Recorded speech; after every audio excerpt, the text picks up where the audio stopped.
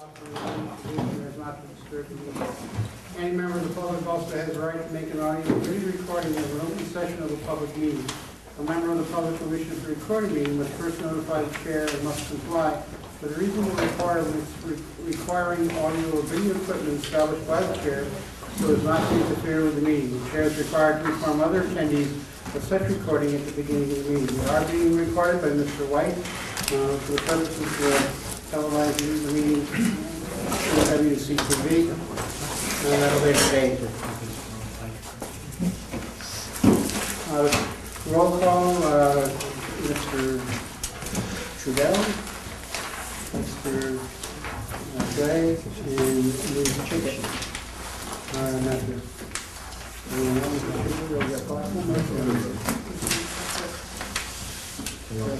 Okay, so we have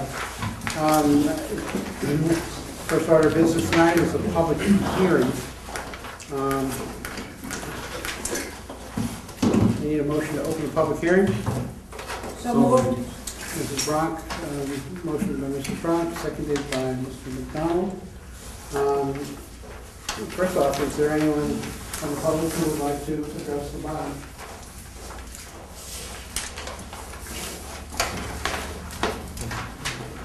Pardon?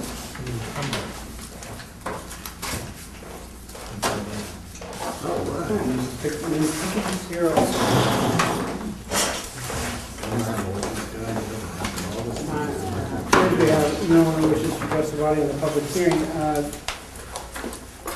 The reason why I called the public hearing, so everybody knows, the charter really requires, we receive the budget on the 15th of December, and I'm supposed to, the chairman is supposed to immediately call for a public hearing. You have to post it within 2 weeks. And basically, what it comes down to is to put a calendar to, we're supposed to have a meeting by the 31st of December.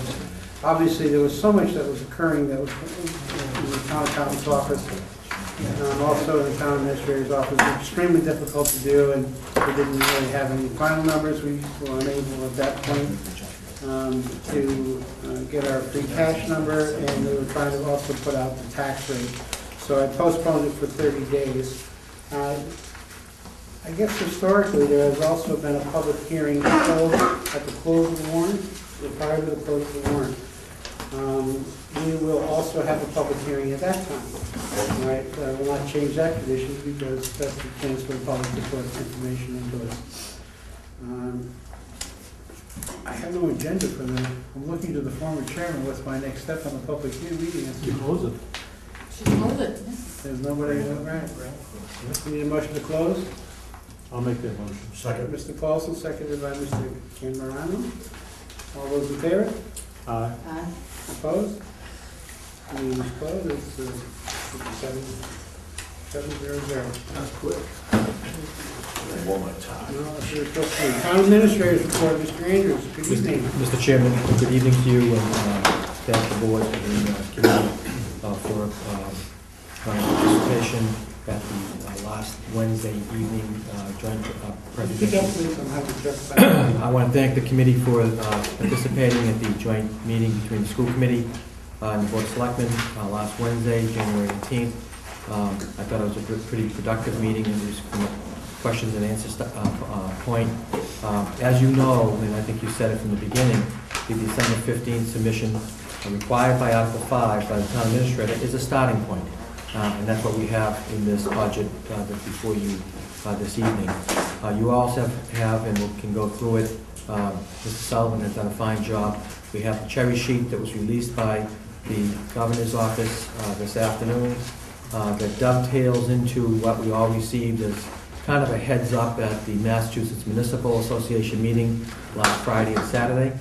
So rather than hand out that documentation, we have in front of you a cherry sheet that indicates that we are pretty much on target. I think the Mayor of Amesbury said it very in a salient and key way, that the governor's House 1 submission, the good news about it is that there's no bad news with regards to cuts to local aid.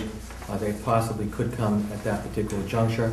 I will be working, as you know, with the Board of Selectmen and this committee very hard to not only produce documentation and testimony to the House Ways and Means Committee, which will be next up in the process, but also to the Senate Ways and Means Committee, urging for a joint resolution a la last year when cities and towns were notified before town meeting where local aid resolution numbers were agreed to in advance of the final completion of the House budget and the Senate budget.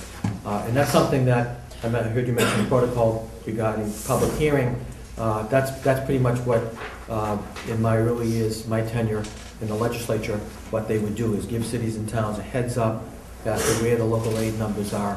All told, when you look at the net ups and downs on the cherry sheet, we're down off of our projections $13,879, and we can provide further analysis for the committee if you'd like.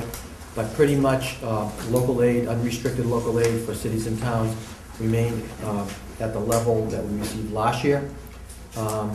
That's notwithstanding the additional aid that we got, if you recall, the extra $120,000 that the town got, actually it's $120,001, Mr. Chairman, that we got as a result of the state looking at its revenue and its expenditures through their fiscal year, which would have ended June 30, 2011, and then they did reward cities and towns with 1/2 of what was left over in residual accounts or leftover residual dollars to the tune of $65 million, and that's where we got that additional slug of money.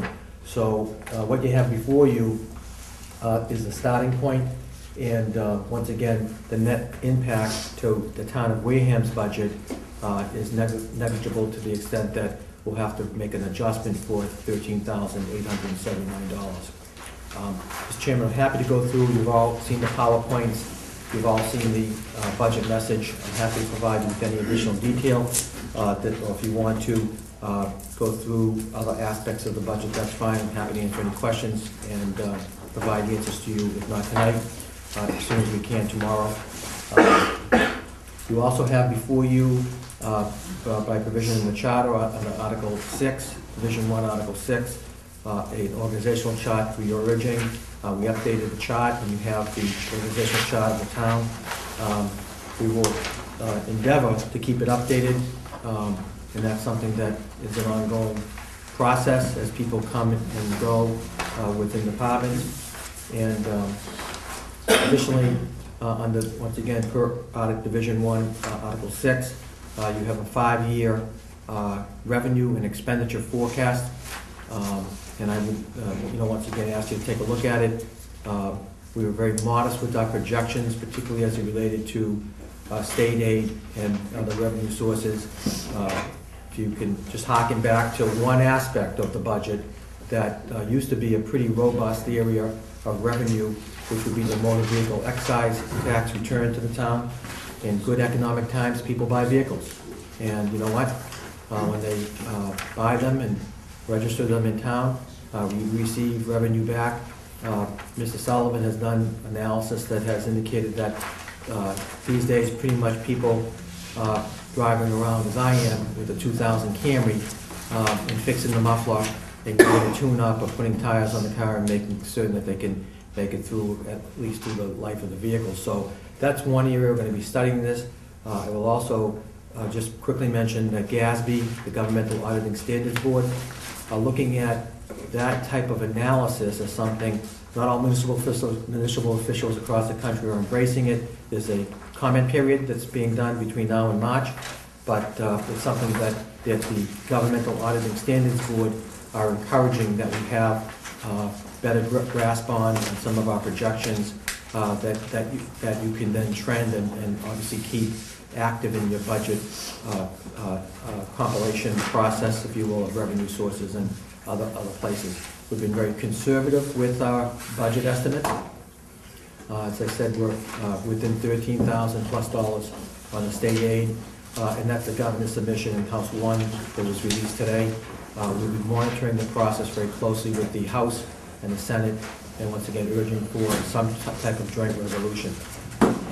Built into this budget in the lines, so you can clearly see where we put the meals tax for capital purchases. You will see that we have those located in various departments, so you can see what department is where the meals tax is being paid from. And that includes a outlay for an ambulance for $150,000. We might have to adjust that a little bit. We did provide $100,000 for the school district, $75,000 for parking program that was presented to this committee back last spring. We put aside $36,000 plus for defibrillators for the police department, and $25,000 for the onset bathhouse pavilion study that's built into the budget, and that's the lion's share of the meals tax. You all, at the last meeting, were informed, as I was, by Mr. Sullivan, that our projections on the meals tax is running at 98%.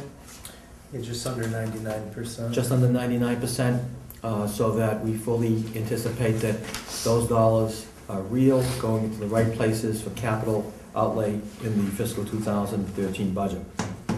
I will point out to you, as we did talk about in the PowerPoint just real quick, we know some of our fixed costs as other municipalities are grappling with the same issues, that our funding of our retirement contribution went up 16.74%, or $392,113 per the requirement of the county retirement system.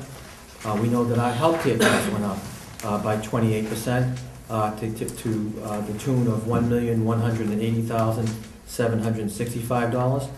Our funding of our debt service went up by $272,575.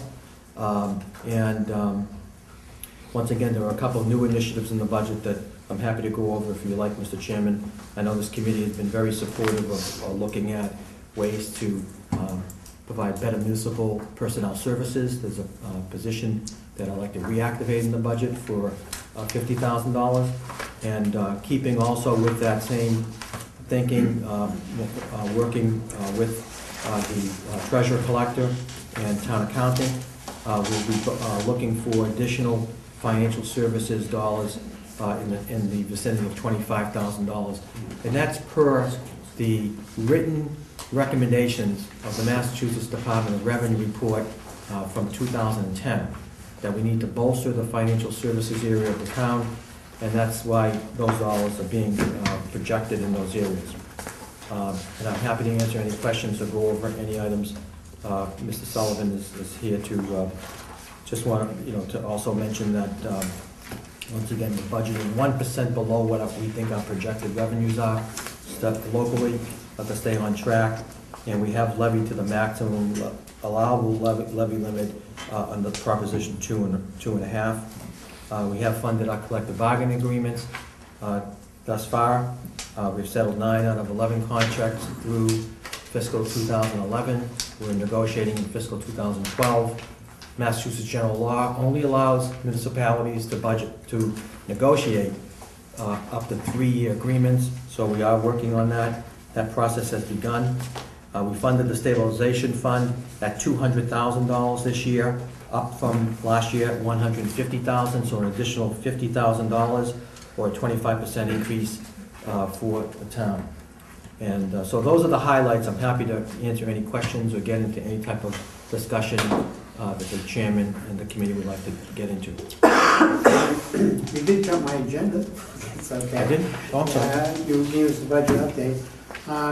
For the committee members' edification, I asked on Monday for both the 5-year plan and the personnel chart, particularly personnel chart, because this came up a couple of times as there's issues that were in the budget that are authorized and not filled, et cetera. So that both of these were done for our deliberations.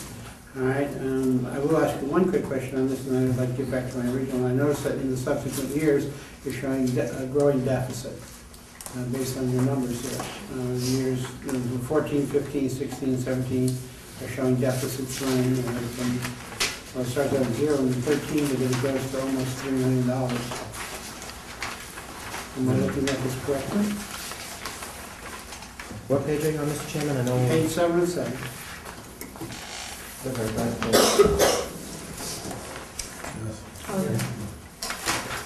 Yeah, So you're revenue. showing a potential deficit going forward. Right, Correct. each year based on the revenues coming in and what our expenditures are.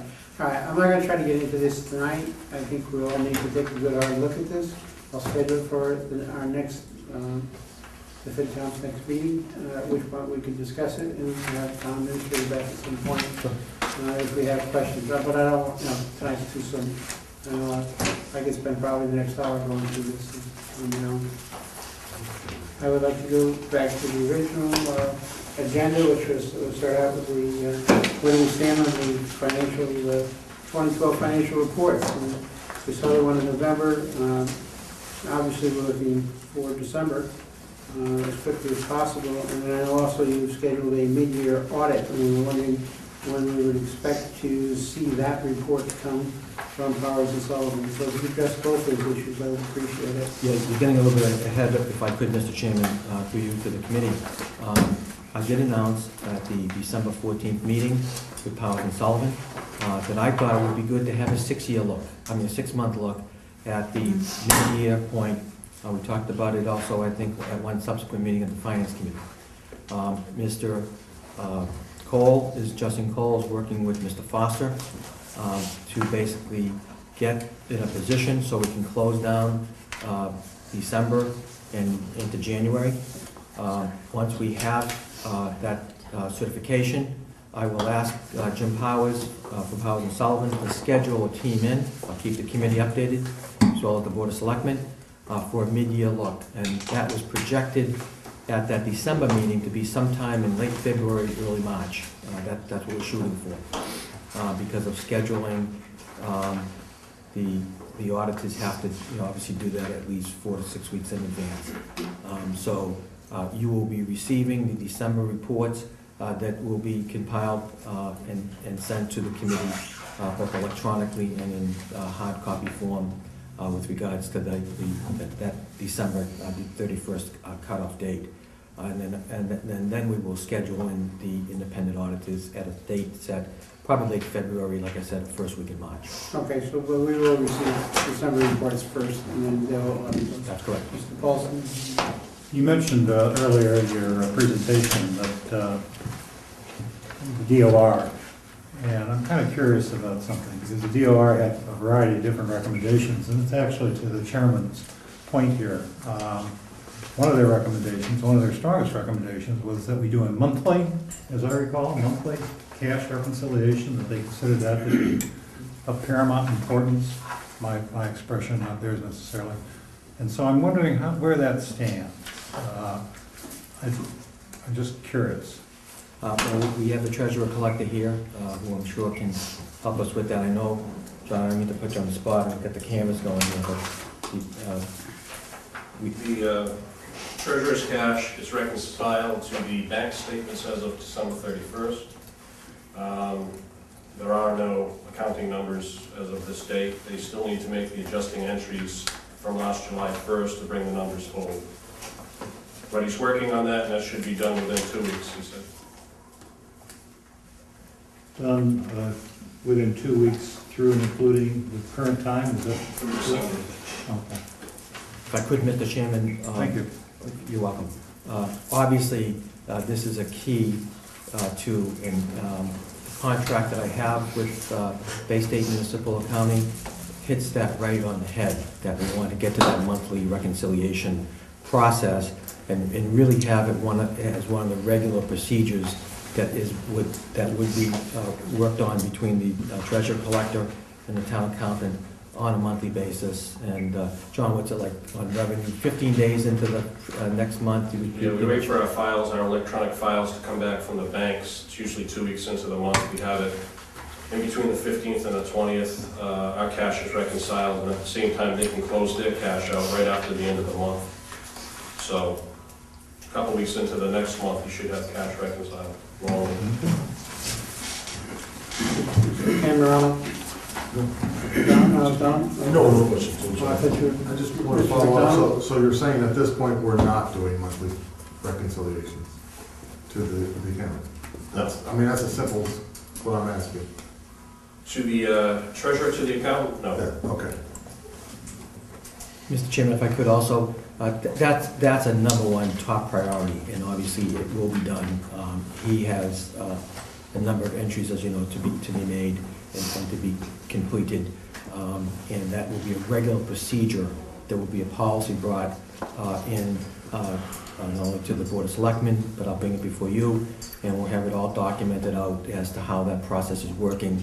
Once again, the idea here was to get that 6-month period completed and bring in the independent auditors and turn over those those work papers to the auditors and let them give us their opinion back as to where things stand for the fiscal year.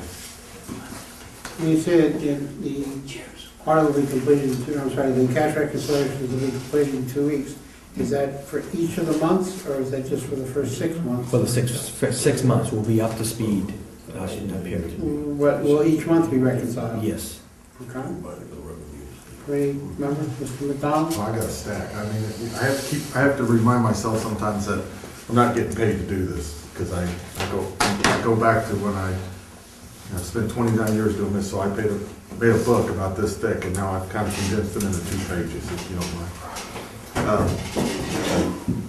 First thing I want to say is that, I was there for the presentation, and I want to tell you right now, it's a good presentation, but I got a real problem when you put on there that we had a clean financial audit for fiscal 2011. We did not have a clean financial audit. We had. Can we come through the chair, please? I'm sorry. Thank you. I would I would ask that you may, please let's not forget our rules, okay? I'm sorry. To do that I sometimes, but. I apologize. I would respectfully ask for that to change to a clean audit opinion or to be removed, because we were far from a clean audit. We had 12 pages of material weaknesses.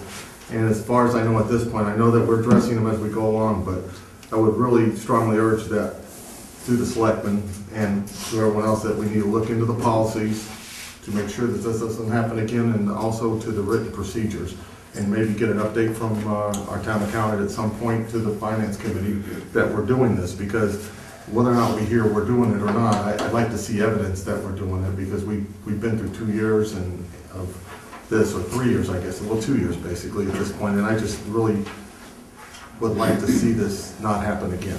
Mr. Chairman, if I could, may I respond? Yes, you may. I'm sorry, Don. No, Go ahead. Mr. Reagan's up for it. Let's be clear what happened with the audit, because we were all there on December 14th, Larry. We've got a clean audit opinion on our financial statements. Yeah. That means that it's a clean audit opinion. So I'm not changing anything. You can change it if you want. Well, you say clean financial audit. Clean not financial opinion, audit Not an opinion. of the financial audit. statements, which is, if I may, Mr. Chairman, Yes, you which may. is the key ingredient behind getting us back on fiscal recovery. Because for the first time, what that means, and somebody else can tell me if they have a different opinion about it, it means that our financial statements, we had supporting documentation for all of the financial statements that we had, and the independent auditors were able to find their way through those work papers to make an opinion, to opine on the results of what happened in that audit period. Okay? Jim Powers was very clear, Larry. He said, you don't have a clean audit on the things that you have to get done. And that's going to be in a management letter. I think cities and towns, we should challenge the auditors to find areas that we could do better in and to provide better results in. But, and I'll send you the documentation from Jim Powers if you'd like. But it's my PowerPoint, and that's just the way it is. Well, On the second part, I'll just say this to you, that once you receive a clean financial audit, a result of it is that the Department of Revenue looks at that audit and other financial documentation through the recap sheet, and they make an opinion of whether or not, how things stand. And what they said was the monies were left in the general fund, and then what they said was a week or so later, that came out to be, in terms of free cash, $309,000, certified by the Massachusetts Department of Revenue. That's a clear record that is made for fiscal year ending 2011, and we intend to do better in fiscal 2012. That's the basis of the recovery plan. Do I get a respond? Mr. McDonald. Thank you. Again, I sat there and I asked the question specifically to Mr. Powers. I said, how do you get from 12 pages of material weaknesses to a clean audit? He said, we did a cash proof of the cash accounts, and we were comfortable with the balances, and that's why you have clean audit opinion. We still have 12 pages, so you're right, it's yours, but I disagree with saying that we had a clean financial audit. We had a clean financial audit opinion. We have several things to work on, so we are far from having a clean financial audit. The other thing is, since you brought it up, the letter, I've got a copy of it, free cash was approved for Wareham. Based on an unaudited balance sheet submitted, they approved our free cash. And my question is, I remember before I got on this committee, or right as I got on the committee, the letter from the DOR stated they would not certify our free cash again without audited financial statements. So I'm curious why they made that change. Do you know, or is there, evidence why they would certify our free cash after they said they wouldn't? Mr. Chairman, To answer the question. thank you.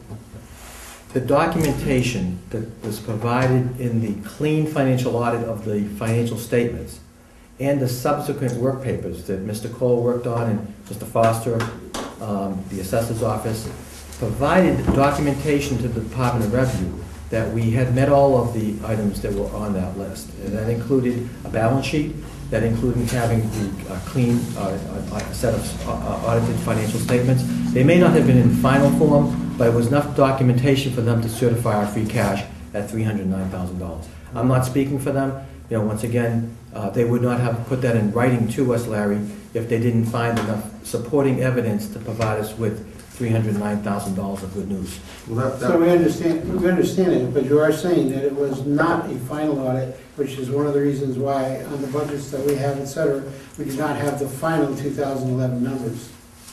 I have bound copies of the final audit in my office. I'm happy to provide them to the Finance All Committee. right, will our budget schedules be updated with the final numbers? That is correct, yes. And when will we have that? Will we have that for our next meeting, which is probably next week? Mr. Chairman, I'm not sure I can make that assessment for next week, but I'll ask Mr. Cole to work on that and to get documentation to you. I ask that because it's extremely important to our deliberations. We're trying to understand, not just what was appropriated, but also what was spent. All right, it's very difficult to do it when you don't have the actual numbers from the prior 2 years. And we understand you're only required to give us 1 year, so we need at least that number. We go back to our other documents to Sure. find out the other number. I understand. That's our problem. Absolutely. But we need that as fast as we can get it because time's running out. We only have 10 weeks. Mr. Paulson? Well, Donna had a question first. No, I'll No, I'm sorry. I'll let you go, go ahead. So you say, through you, Mr. Chairman, that you have the final 2011 audit in your office. So I have 2 questions, but they're joined at the hip. If you have the final 2011 audit, and we have a preliminary audit, are there any significant differences between the draft that we have here and the final that you have? Okay, that's question number 1. The second question is, if you do have the final audit there, and we're having a public hearing here for the people who are here and the people at home, and for ourselves, why don't we have that here tonight, if you have the final? Chairman, I'll send Mr. Zalman over to pick him up from the office if need be. There is no substantive difference between the reports that were provided by Mr. Powers at his presentation on December 14th, including items in the management line. It pretty much is, that's pretty much what it is.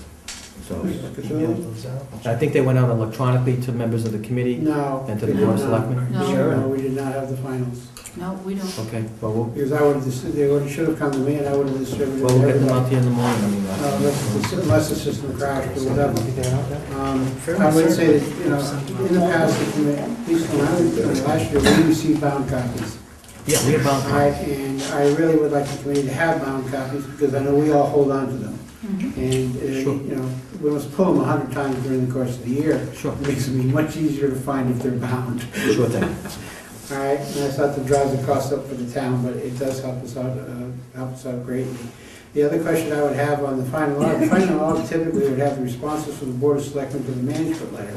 Are those responses part of that final audit, or has the management letter not been completed? The management letter has been completed and the So statement. it would have the selectmen's responses to the audit. That's plans. correct.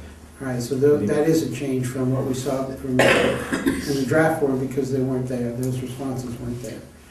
We'll get you the bound copies and once again, Okay. I'm almost certain that they went out with regards to what responses. that We would appreciate that. Yeah. So, because, Yes. That'll bring us eventually to the Sure. audit committee letter. I was supposed to have written that I have to confess tonight I didn't write Okay. yet.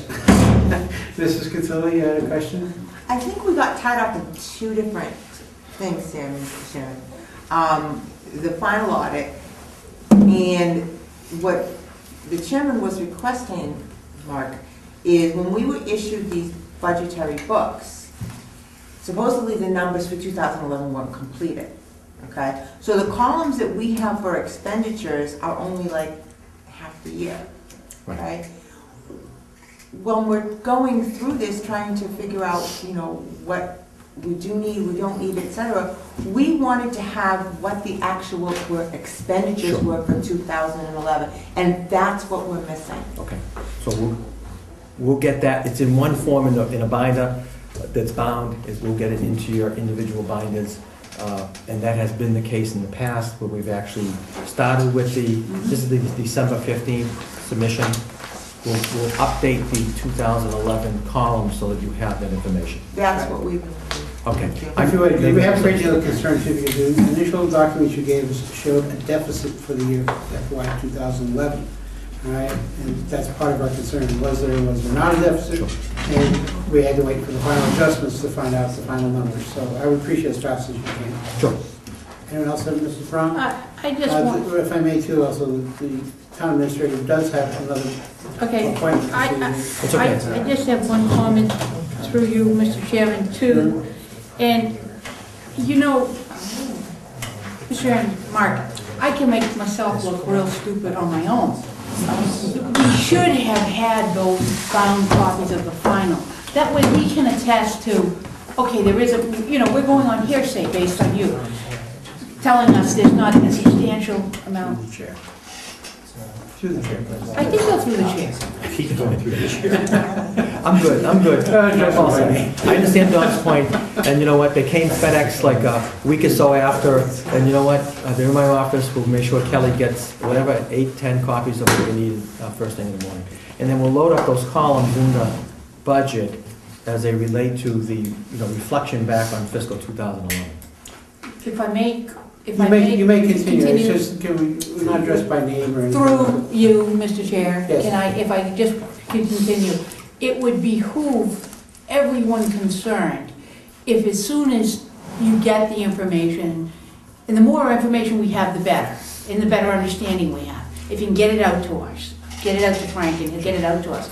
Because, we're all, I'd like to believe we're all headed, wanting to go in the right direction, and we can cut off a lot of dissension and a lot of problems if we have the information, and just the information that we should Sure. have. You're right. That's all. I'm Appreciate it. not trying to be negative. Through you, Mr. Through you, Chairman. Mr. Chair. Through you, Mr. Chairman, thank you, Don. Mr. McDonald. I told you I had pages, but I appreciate you taking some of that stuff I wasn't looking for. Is there, through you, Mr. Chair, is there an article coming before town meeting in the spring for the overage or the overage over the virtualization project? Mr. Chairman, and we talked about this afternoon, I don't have an updated schedule from Mr. Underhill on this. I know there was some return of licenses and exchanges of information, so I will have to hold that until I see that there is. I know there's been a lot of talk about it. I haven't seen it in precision. The project was pegged at $400,000.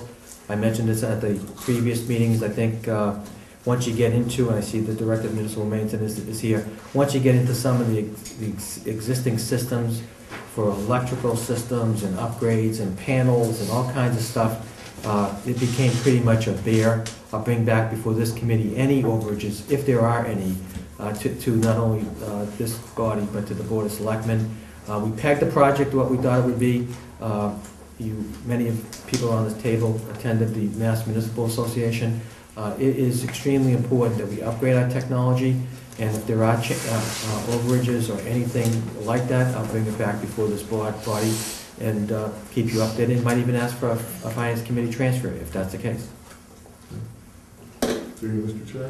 Yes, Mr. McDonald. In the budget, there's money put aside in the next 3 years for licenses, which were included in the original article at town meeting.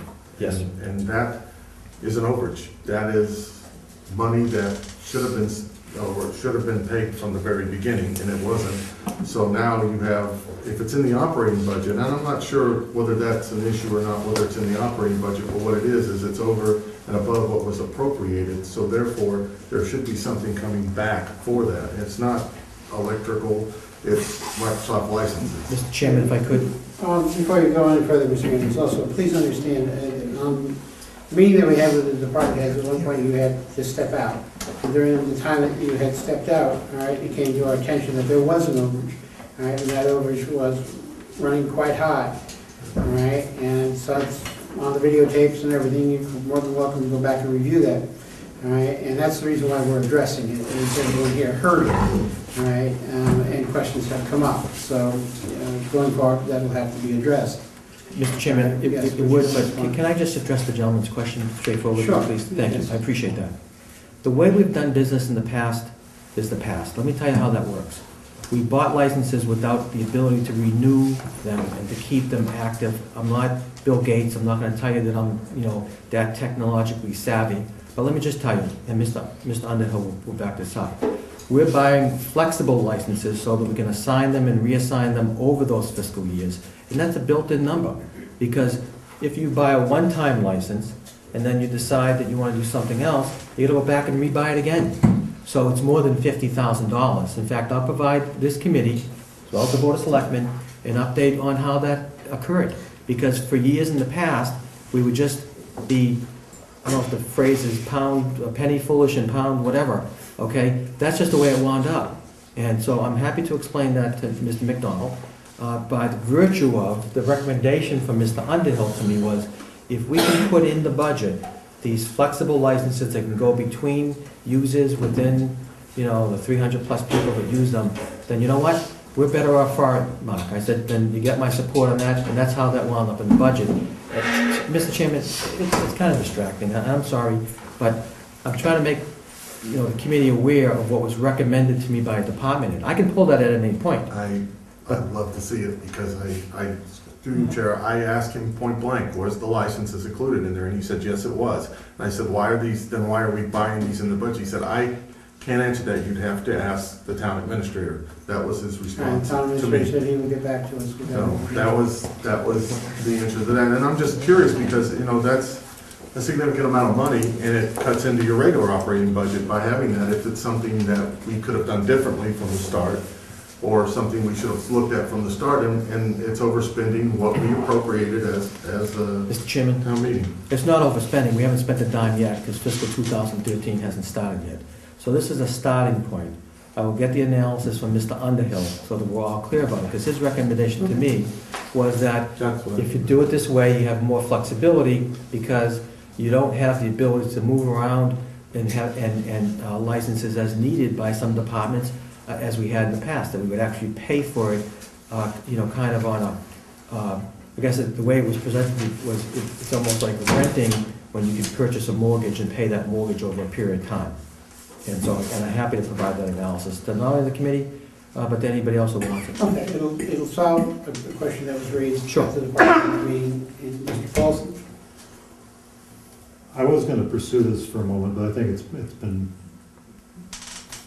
taken care of. I would like to move to a different question, something that was brought up on the Wednesday meeting, if I might. Is there anyone else have, are you done first? No, I've got one more, but I don't know if that really is. That's, Then I'll allow Mr. Paulson. by all means. Mr. Paulson? How are you doing on time? I'll set Mr. Chairman. In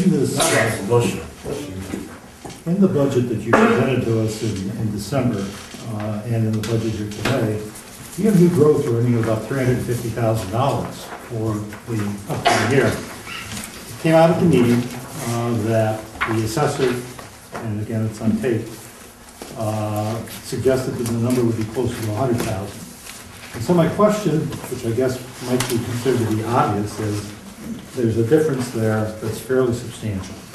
And how did we go about, or how did you go about, getting to the $350,000 number, and how do you reconcile the assessor's opinion that it's going to be closer to $100,000? Mr. Chairman, each January, the assessors, I've asked them for an update because I anticipated this question.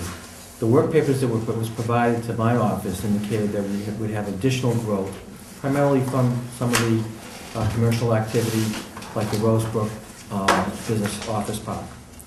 And so what the assessors usually send to me by about mid-January, and that's over by now, I sent the chairman of the board a letter today asking for him for two things. One, a board of assessors vote on new growth, because this is pretty much a placeholder from information that was provided to us by the assessor's office. And number two, I asked for, because it's a big number in another part of the budget, for an assessment of how the abatement's moving forward through a period of time. We put $410,000 aside for that. As a matter of record, we've spent about $300,000 a year, particularly on a triennial basis, meaning on the third year, the revaluation year, because a lot of the values slip down in town, and that's, you know, a general statement, if you will. We're looking for, what out of the 410 do you think you need? Because if it's 300, that's 110 that we can put someplace else. So as soon as I get a letter back, which I received from the chairman last year on January 18th, I will tell the committee and the Board of Selectmen that we'll have to make an adjustment there based on what they provide us for the assessing growth. And to be clear, we just don't make the number up. The number is given to us by virtue of a letter and vote by the Board of Assessors. So those are two areas that I'm looking for clarification on in the budget. And on or before sometime in early December, the numbers that were given to us, as you can see last year, the number was $250,000. And if we're working to continue growth beyond the usual amount, then once again, we're capturing an additional amount that what I thought and feel is the amount that would be for commercial growth, particularly up on Cranberry Highway. I'll keep the committee updated on that. I didn't receive a letter or a vote of the board by mid-January, so I'm asking for them to clarify for me what that new growth number would be. Any follow-up? Just this one's outside of the budget, though. Well, we were supposed to be dealing with financial matters to begin with and have to come up. I'm a little The reason slow. why I said capital appropriate, you know, part of your capital budget was supposed to be an update of all capital requests and projects that were still open. Okay, it's in the charter.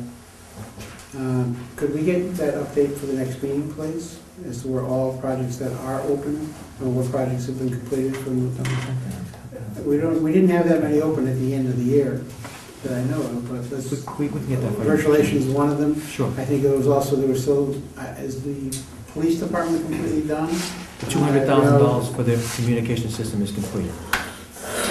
We'll give you an update. Yeah, give us an update on all of Sure. it, all right, including, I think there was also some other items that were purchased. There was some confusion at one point about 3 cruisers, I think last April. About what? 3 cruisers that were authorized last April, they've been purchased, and again, since we haven't been really following and trying to keep updated on the capital appropriations, suddenly we heard there were 3 new cruisers, we're like, where did that come from? Well, guess what, we approved it, so what can we say? You know, town committee approved it, but it got lost. Okay. And all the other I'm information happy to that we give you an had, so, update. that's why I love the conversation that's going on, but Phil, what was your other question? I'll make this one simple because I happen to be watching a meeting. They're saying that one doesn't. Through you, Mr. Chairman, did we purchase a school bus in June? I believe there was a purchase for an emergency basis for a sped vehicle in June. Yes. Okay, so emergency procurement law, that'd be section 8, correct? When you say Section 8, I'm not Of sure. the 30B, section 8, that's the emergency purchases? It would be triggered on the various sections on the chapter. Okay, because I'm just curious, because I know that it came up in a school committee meeting that one was purchased, and we did not approve any at town meeting that I could recall. No. So I was looking, and I was, so it had, under emergency basis, and that is whatever section of procurement law, correct? There are a number of sections. There's sections that triggered when we redid the Stonebridge sewer transmission line that would have dumped hundreds of thousands of gallons of waste into the Onset Bay, that you follow a certain set of procedures to be able to get that type of capital purchase made. Okay, I was just curious because I looked everywhere, I could not find it. Well, you know, Mr. Chairman, I just want to be clear about this, okay? Under the charter, I believe it's section 4-2-0, I am the chief procurement officer for the town, and I can make emergency purchases as needed, you know, and it's not something that you keep hidden somewhere. I would hope, through Mr. McDonald's point, that we would be talking about this. I know there are additional vehicles that are going to be needed by the school district going forward. I would think the new action committee would take an action towards that process, working with the capital planning committee. I see the chairman in the back, to make sure that we have, the proper notifications in place. But in some cases, you're simply strapped. Mr. Campina's right here. We had to do that, was it a couple of days, Guy, on the transmission line? Yes. And so you do the best you can through the quotation process. We pegged it at about $200,000 for that repair of that transmission line. Yes. It came in at $136,000. Yes, it did. So that's where we're at. And you know what? And we've talked about this in the floor town meeting. We talked about it on this floor, on the Board of Selectmen floor. I'm not gonna leave somebody at a bus stop. That's not what I'm gonna do. I'm not gonna let a transmission line leak into the harbor that could cause tremendous environmental issues for the town. I'm just not gonna do it. And so, I'm not saying, and I'm happy to look at this, but if there are emergency needs, the proper procedures followed, that's why we have those laws to allow us to do that. That's Thank you, true, Mr. but we can also, we can hold off the repairs on every vehicle until such time as it stops running and we declare it an emergency. Exactly. All right, the other side is also that this was done in June, all right, it was announced by the school committee that they were making the purchase, not, the town. And on top of it, we had a town meeting and it never even came up for authorization at that town meeting. And I think that's where Mr. McDonald's confusion is coming from, and we surely know that there is a new committee that has to deal with buses. And the reason for it is there's a lot of potential emergencies sitting out there. Sure. All right, I think it's a very valid question. It is a valid question. The school superintendent said that he purchased the bus. Is that legal? I mean, should he be purchasing them? Did he go through your office? Does he have the authority? Does he have any documentation that says he's entitled to do it? So I understand he has legal opinions that says he can. The question may be procurement versus rental. And my understanding, because I saw the same meeting, was that he said, well, he didn't like the price of the rental, so he was going to buy something. It's an issue that needs to be clearly addressed, all right? By the administration, by the school department, by the finance committee, and more than likely capital planning as well. There has to be a process in place. First agenda item, because there are conflicting laws here as relate to not only the town charter, but Chapter 30B and Chapter 71 for school district participation. The first order of business is to get a legal opinion as to what categories of what repairs or I should say emergency purchases or leasing that has to be done. And to get that into some form. It hasn't been done for years, and it is a question that needs to be addressed. It's the first order of business. I just started going back and looking at 30B because I get concerned. Mass General law should be something we follow as close as we can. And I know that sometimes we have some issues between our charter and Mass General law, but when I went back to when I looked at emergency procurement, which is Section A, I didn't see anything about school buses. I saw that, it's limited to supplies and services necessary, which is not a school bus. It's a service necessary. Okay, it's not a service, it's a capital item. There's a little difference in that service. But you know what, you're right, but I don't want, first off, number one, there are legal implications. If I'm a selectman and I'm signing that warrant, and it turns out to be illegal, I'm in trouble because I'm a selectman, I sign it. Everybody's in trouble down the line, and the last thing we need is another black eye in this town. So let's, make sure that we follow the law. But the other part of that is that I had heard it in a meeting, and this is the first I happened to watch. Why don't these things come out in public? I mean, why are we not talking about them at the selectmen meeting? Why are we not talking about, this is stuff that should come up? And we're bringing it up here because, well, I told you I got a little overzealous when I was doing the review, and I can't help myself. This is what I do for a living. But I got real concerned. Point is well taken. Do we foresee any other emergencies before the next town Thank you. meeting? They could be. I think the action committee, well, let me just say what I think. The action committee, this was on tape from last Wednesday night, ought to be able to take action and recommend back through their respective bodies and communicate back to their respective bodies, the Board of Selectmen and the school committee and the capital planning committee. Hey, here's a report from the transportation coordinator. Here's some things that we need to try to figure out. What's the best way to do that? And I think that's why that action committee is important, and I said it the other night, and I'll say it again. I don't think anybody in this room wants to leave anybody at a school bus stop because we can't get there, or we're gonna be sued because we don't follow through on some type of a program that's mandated by the state. So my thinking along the lines is, let's get legal clarification as to what the school district can and cannot do. This is not something that just the town is looking at. This is something that has been discussed and debated across the Commonwealth. So let's get those advisory opinions, and let's follow the rule of the law. It's important to do that. If it's an emergency, it's an emergency. But we have a legislative branch called town meeting, and whether or not, I mean, that is where we go to cap lives. I understand about emergencies, but somewhere down the line, even if it's an emergency, we probably still need to come back to town meeting as a matter of, I don't know, Yeah, procedure, if that's a good word? Protocol. Protocol, thank you. Protocol. I'm not English tonight, so I didn't use that word protocol, but, you know, I just want to make sure that everybody's following what we have set up in the charter as we, in Massachusetts general law. And when I saw that, I was just completely floored that we're out buying a school bus, and I looked and the town meeting wasn't there, and here we are, you know? I mean, we're talking about buying something without having approval of the legislative body. Mr. Paulson, I'm sorry. Maybe this is just the lawyer coming out of me, but if this is an area of the law that's been talked about in the Commonwealth of what can and cannot be purchased between the town and the school committee, why didn't we get an advisory opinion before the purchase?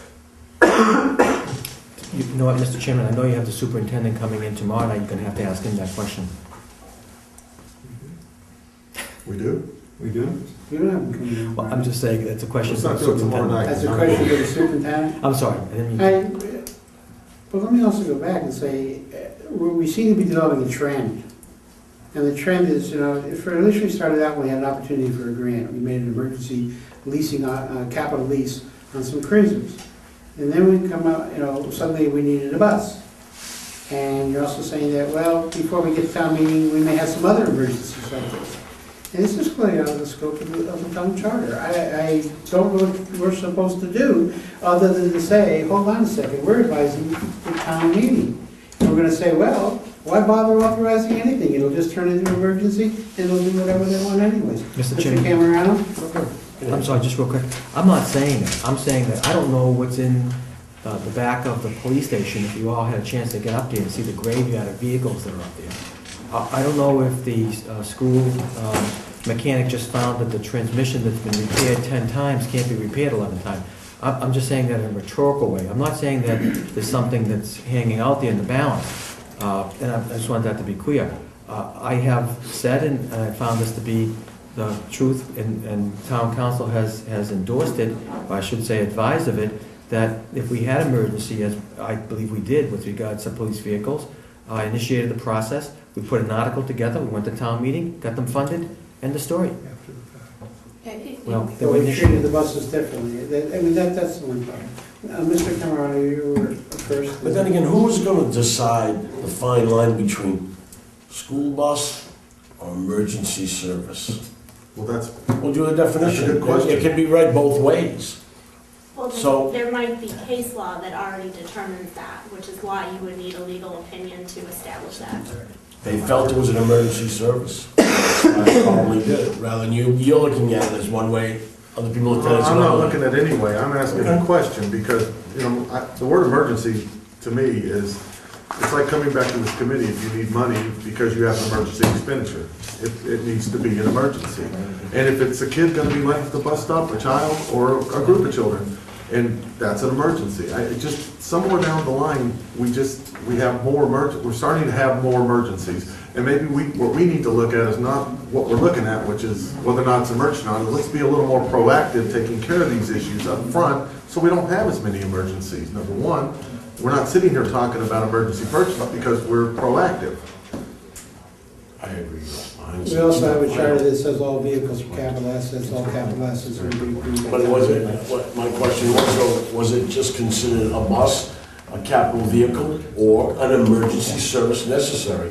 there was an emergency service available, and they decided that they felt it was too expensive, and they made a capital purchase. All right, we're just I don't want to get into the finite things, the charter also states I that. understand. Mrs. Bronk, you had your... Yeah, I'm hearing on this end that the administration has to leave our meeting. I just think that this emergency, as you said, it's a capital item and it should go through the process.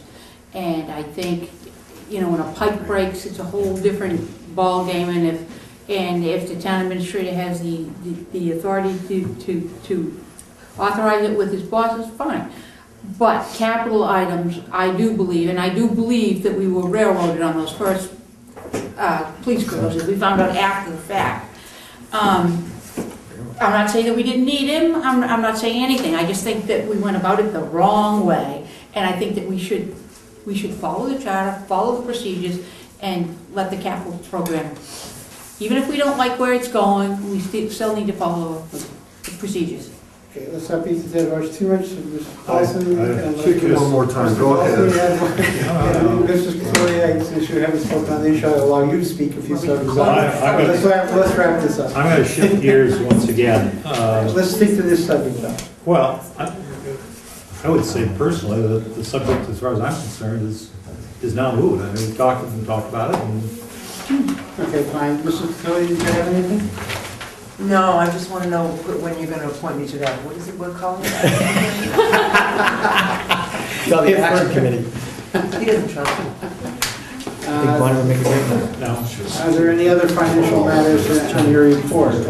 No, I'm all set, Mr. Sullivan will Would be you here. permit Mr. Paulson a question? Of course I will, of course. of course, you generous mood tonight. The premium holiday for the employees. It's been talked about, and the last I heard was that they were going to get it in back in around holiday time, around Christmas.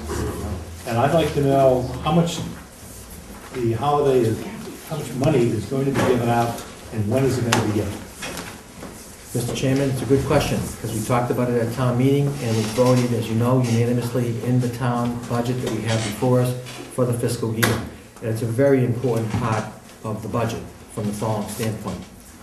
Last year, we had certification from our independent auditors, but the trust fund was pretty healthy. And we put that in the budget as a trust, as a healthcare holiday, knowing that on any given, and I know Mr. Paulson knows this like the back of his hand, but I'll just state it for the listening audience.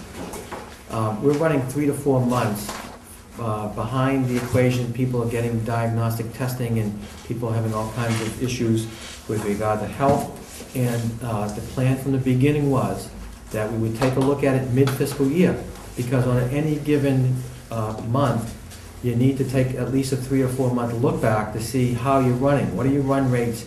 That we have had catastrophic illnesses. You know, we have stop-loss insurance up to $100,000, but take 10 people or 10 individuals that are on the plan, and you get $1 million issue. So we now have a couple of key and factual ingredients. We have the certified audit by Powers and Sullivan, I should say the audited final report, that indicates that we are still very healthy. We are working with our healthcare providers and analysts from GBS to make sure that we are. We're looking at run rates, literally, I think Ginger's coming in the next couple of weeks. We want to make sure that we are still very healthy, because we still have to catch up from those previous months. We did say that it would happen sometime in fiscal 2012, and we're sticking by that, because it's important that happen. So we're running our independent analyses, and then on top of that, and I think you have had at least an exposure to this, the law that was passed this past summer, Chapter 69, I think it's Section 26, if I recall correctly, requires municipalities to do something called a dependent audit. That's where we actually find out and survey who is on the healthcare trust. Who are they? Do they have legitimate reason to be on? And I have a report that's coming that I'll get to you and to the Board of Selectmen that says that we have at least one dead person on the trust. So with that being said, let's find out more. because we want to make sure the right individuals are on, and that in and of itself can pay and keep that trust fund healthy going forward. Municipalities are rushing towards this. I know Mr. Paulson and other members of the committee, yourself, were at the Mass Municipal Association. The hall was abuzz about Section 26.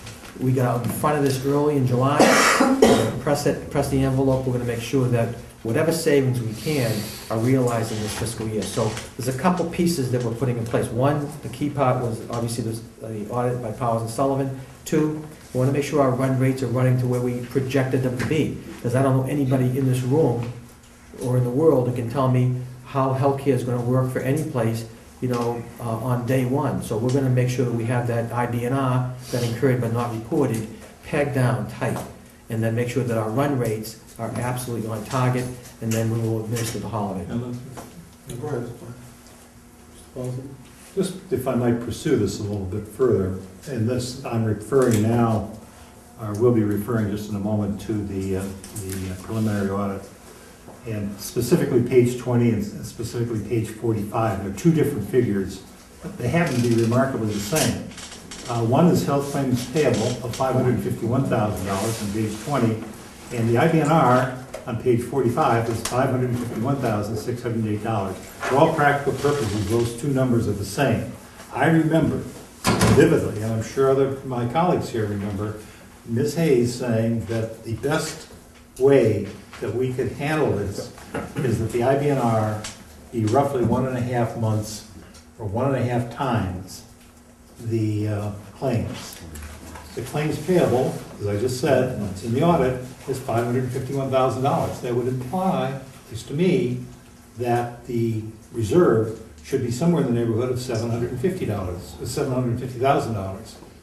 We're $200,000 short of that. And my question, there is a question in here, my question is, given that the policy was supposed to be, because I understood it, that we would have 1.5 times the payable, are we going to make that up in this budget so that we bring it back up to what would be a more acceptable level? Mr. About Chairman, $200,000. Mr. Chairman, I'm not sure I follow the entire methodology, but let me just say to you, on page 22, you're going to find the net result going from fiscal 2010 to fiscal 2011 is a plus $404,000. That's the number that stuck in my head when I read the audit. And that means that we're $404,000 healthier this year than we were last year. Oh, that's not true. I think it's on page 22, Dick, if you have well, go ahead, I didn't mean to interrupt. I'm sorry. Go ahead. The IBNR went If you go to down. page 21, it's on the non-operating revenues, income and loss before operating transfers.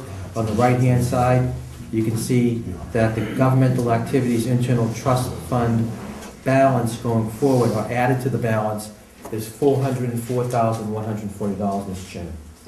So we've talked with the auditors, they pulled out their work papers, Craig Peacock and his team worked with us to make sure that we are $404,000 healthier in the trust fund this year, but going into this year than we were last year. If I might, Mr. Chairman, I referred to page 45, I will refer to it again, and I'm looking at it right now. Fiscal year 2010, balance at end of fiscal year for the reported liability, the IBNR. I see on my copy $944,826. I see at the end of fiscal year 2011 a reduction because claims payments went up by almost $500,000, and the IBNR is down to $551,608, a reduction of approximately $400,000. And I stand by the question I asked before. I guess, if I may, Mr. Chair, I think the gentleman's looking at it in an incorrect manner in that our IBNR is actually shrunken down to 550,000, which is a positive. Because one of the things is kicking in is the retirees that were moved on to Medicare. So our IBNR has actually shrunken. I understand that. That's what I'm saying. That's a benefit. Which one happened? Just, and I don't mean to keep you, but I'm still learning this. Did the town take their portion of the holiday, not the employees, but the town take their portion of the holiday? No. No. Okay, so at the end of the year, if the employees don't get their portion of it, then the town doesn't get theirs, correct? Mr. Chairman, through you, you are correct. Okay, so we would be running a deficit in this town if that happens.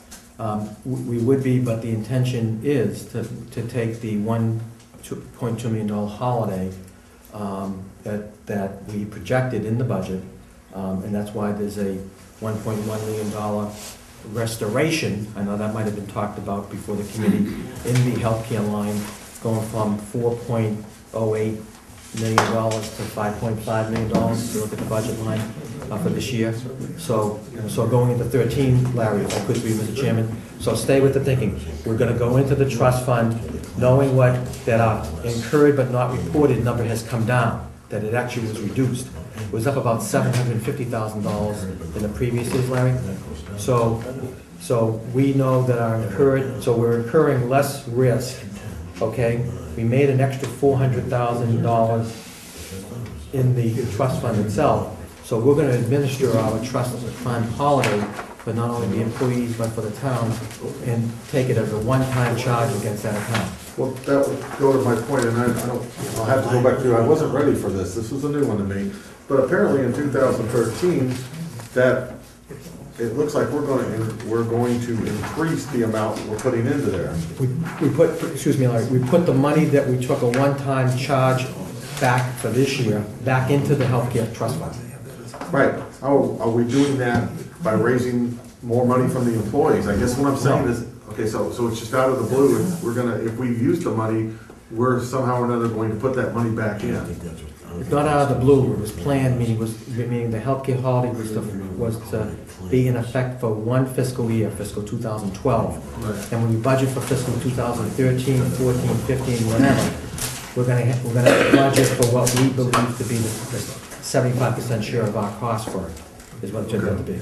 All right, so you're having an increase going, and I'll go back and look at the budget, because Yeah. you're telling me there's an increase in 2013 that is almost equal to what we took out in 2000. You are correct, yeah, we have to restore it. Because what basically happens, you can't issue checks. Well, I understand. So it's a credit. So it looks like our expense for this year is going down. In fact, it's just tax. Okay, I see what you're Right, and then saying. next year, so All right, I they see what you're- release in 1 month, and then we're gonna have that. Well, I guess my point is that if we don't use it, it's the All right, we're getting a little out. Mr. Chairman? This is I think Dick raises a lot of points that there's confusion. If we could have a clear, if nothing else, response to this, it's tough to answer on the fly. I think it's difficult for people to understand on the fly as well.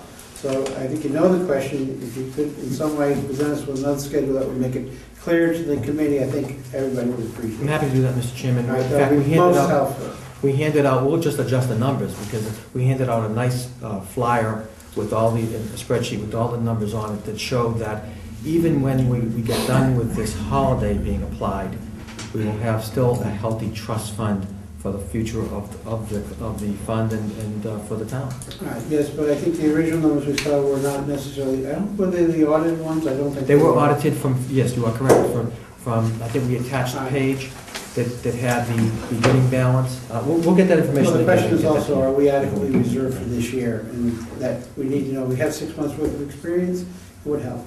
Yes. All right, we can discuss it. I think the concern here is that we're adequately reserved, correct? I just, if I might just add one more thing.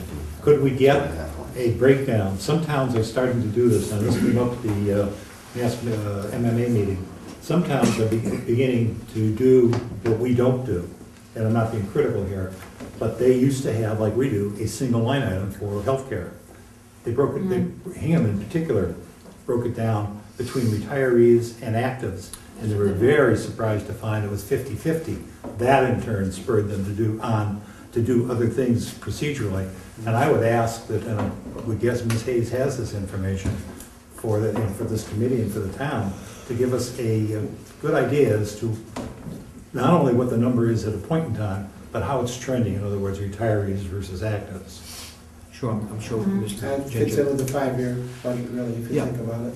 Mr. Just- Cameron? I don't understand that well. I just have maybe a silly question to Mark's assistant. Is the higher the IBNR, better or the lower? My, That's my question. Lower is better than It high. means we're Heard but not Mm-hmm. reported. So somebody, and me and Dick were just discussing that, that's how I felt, but So it's been Dick lowered. said, I will, Mr. if Chairman. it's money put aside for particular claims, I would normally say that a lower, I talked to Warren Buffett. He loves IBNR. I mean, the question is, should we be self-insured? That's a different issue. But that money is being set aside for a particular claim or set of claims. You want it to be as high as possible to cover those claims. I would normally say, as I was about to say, that you normally want liabilities to be lower, but not in the case of IBNR. That depends on what you're trying to accomplish, because if that's more, almost like an accrual. It is an accrual. Well, if it's an accrual, if you're accruing more, that means, well, But you got Right, so fifth explanation, we're getting very technical. Basically, what it is, That's pretty simple. we have, what it comes down to is we know this when we built up there, they haven't been reported yet, so we want to make sure we have enough money to pay for them at any given time. so my question was higher or lower is better, that was my But the question. IBNR, Yes. the lower mean, well, I No, would no, no, I always, don't know what he means, I want to say better, lower. I would always say, since the IBNR is related to whether or not our employees are in good health, the lower it is, the better off we are, because that means they've had to have what's tests. captured They have to be versus tests, captured visits costs. to the doctors, et cetera. IBNR says they've been to the doctor and we don't know about it yet. Mr. Chairman, can I The vote, lower it is, can I the vote for better lower off. too? I would have voted for We're lower. voting for lower too, all right? If we keep going, it'll probably go up. Still confused, that's okay. My blood pressure goes. Is there anything We'll talk later, Don. I'm talking about here, it'll go up. Bonnie has a healthcare background. Are there any other matters? I think we're all. Mr. Chairman, thank you, and I also want to thank you, I was remiss to thank you for working with the administration closely on setting up the workshops. I know we have 3 of my department leaders here. I want to thank you for listening and for also asking good questions, and also for giving me advice and counsel going forward. I just want to state for the record again, because we started out with this, this is a starting point, and the numbers will change, as they have from the cherry sheet that just was released by, once again, $13,000 and change, but it's a starting point. And when we get to a point where we have some additional information, whether that be a local aid resolution or other types of revenue and/or expenditure information, I'll work with you and the entire committee to make sure that we've got a balanced budget going forward. Thank you, Mr. Chairman. What's that? Pardon? I'd like to move to the next item on the agenda, is Mr. Foster. Come discuss revenue.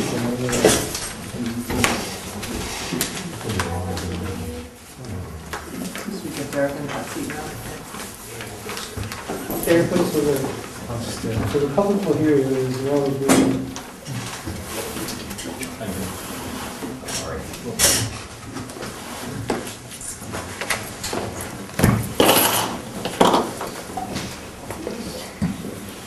Good evening, and thank you for coming. As we said when we had the department head meetings, I think there were a number of questions that members had on the development of the revenue figures and going forward, and that's why I asked if you could come and speak with us a second time. Sure. Questions for Mr. Foster on our projections? Mr. I'm not even sure, because I think he might have even covered it, but I was hoping to get some sort of a cash balances from after, obviously we have a finalized audit, so we should be able to get the cash balances, but that's probably gonna be a few more weeks before we can look at the balances of the cash accounts. That's not really budget, is it? Yeah, those are also, the audit's from July 1st, June 30th anyway. That's over 6 months old. What I did was, I put together just a quick summary of our larger cash amounts and how we come up with certain figures. And just the history, so you can take a look at where we were and where we are now.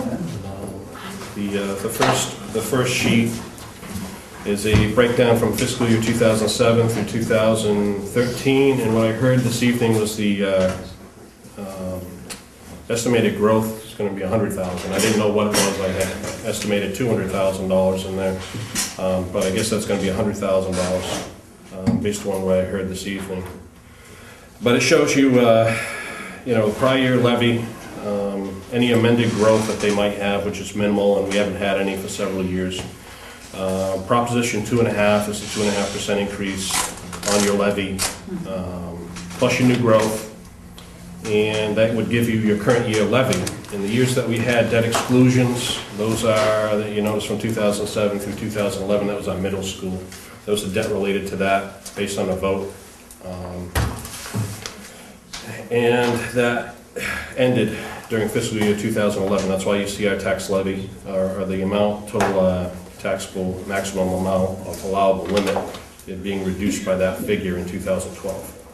And then so on. So that gives you just a basic idea of, if you look at last year to this year, 2012 to 2013, take away $100,000, that's about a $900,000 increase based on your taxes, your real estate and personal property taxes. The next several sheets, those are our actual collections. So you have, that's your tax levy on this page. And this is what you actually collect. For personal property, real estate, I have motor vehicle, boat,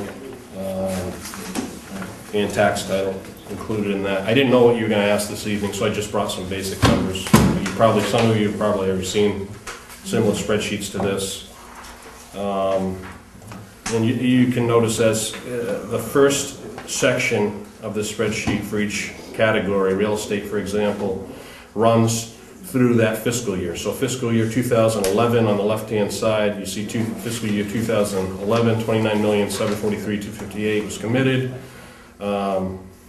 Just so I should also reference, when you see in the tax levy, the tax levy is real estate and personal property. It doesn't mean that's exactly what's going to be committed, because of the penny, you could, this year, for example, we lost $30,000 worth of revenue because the penny difference would have put us over Proposition 2.5, so we have X billions of dollars of value. It amounts to about $30,000. That's high. Usually it's, you know, somewhere around $9,000, $10,000, but just worked out that way. You can see that increasing. A lot of people think 2.5%, Proposition 2.5% means that you can only raise 2.5%. Some people think it means that their property tax can only go up 2.5%. It does not mean that. It means the total tax levy can only go up 2.5% plus any additional new growth. So when you see those increases of percentages of change in committed amounts, you see it's over 2.5% because we get additional growth. For the last, back to 2006, our actual real estate collections have been somewhere around 96.5% through June 30th. And if you look at the column down beneath that, it rises up to 98% in subsequent years. You know, so that's a cumulative amount in the next batch of numbers.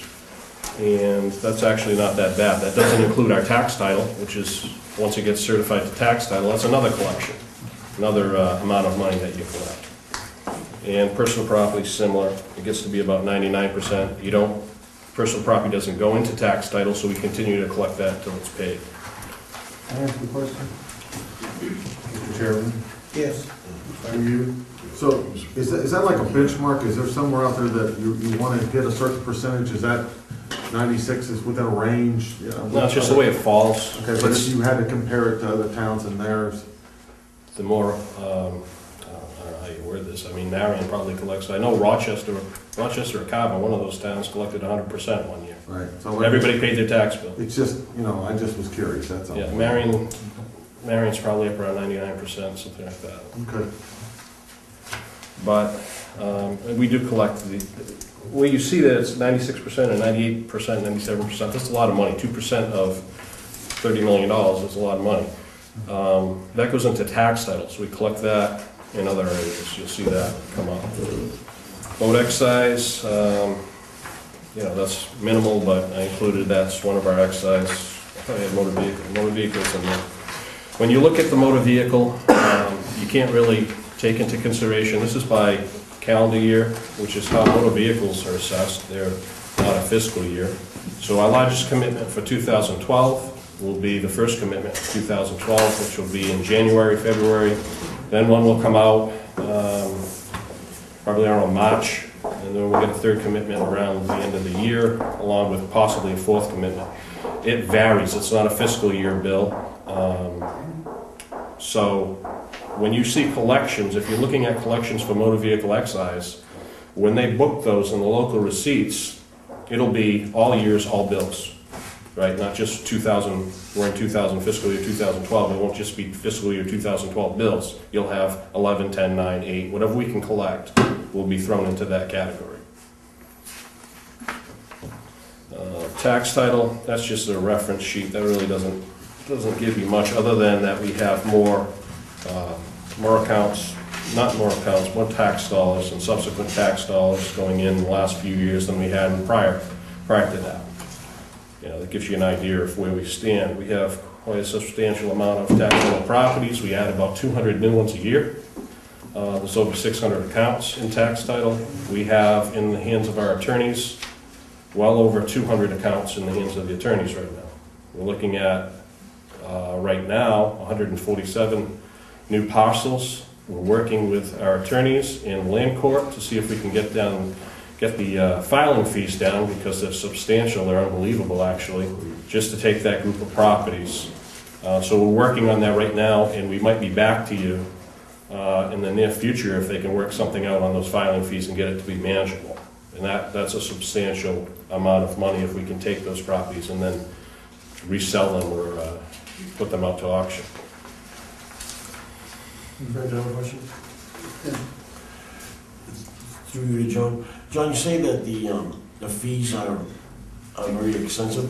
So does that make it not worth taking these properties, John?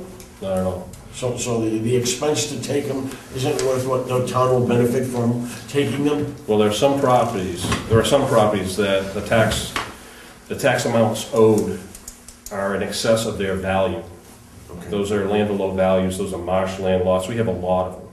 We have cul-de-sacs, we have unbuildable lots that were used as drainage easements that received lot numbers because the old developers didn't want to own them either. They would give the subdivision give this drainage easement lot a lot number, or they'd divide it out. It would be one of the lots, and then they wouldn't pay the taxes on it, and they'd leave it to the town to take, or whatever. But the town didn't have the money to go after those. At one time, I received $20,000 to $30,000 a year to chase all the tax title properties, 600. So what we would do is, we'd take the higher value properties that owed us the most amount of money, and we would pay those bills as they came due. And we also paid them as we incurred the bills. They'd send us a monthly report. This is what we worked on this month. Send me $10,000. And then when the money was expended, that was it. That's all we could act on for the year. We now have a different approach, and you will notice that on the next sheet. Actually, that's a good lead into what this sheet is.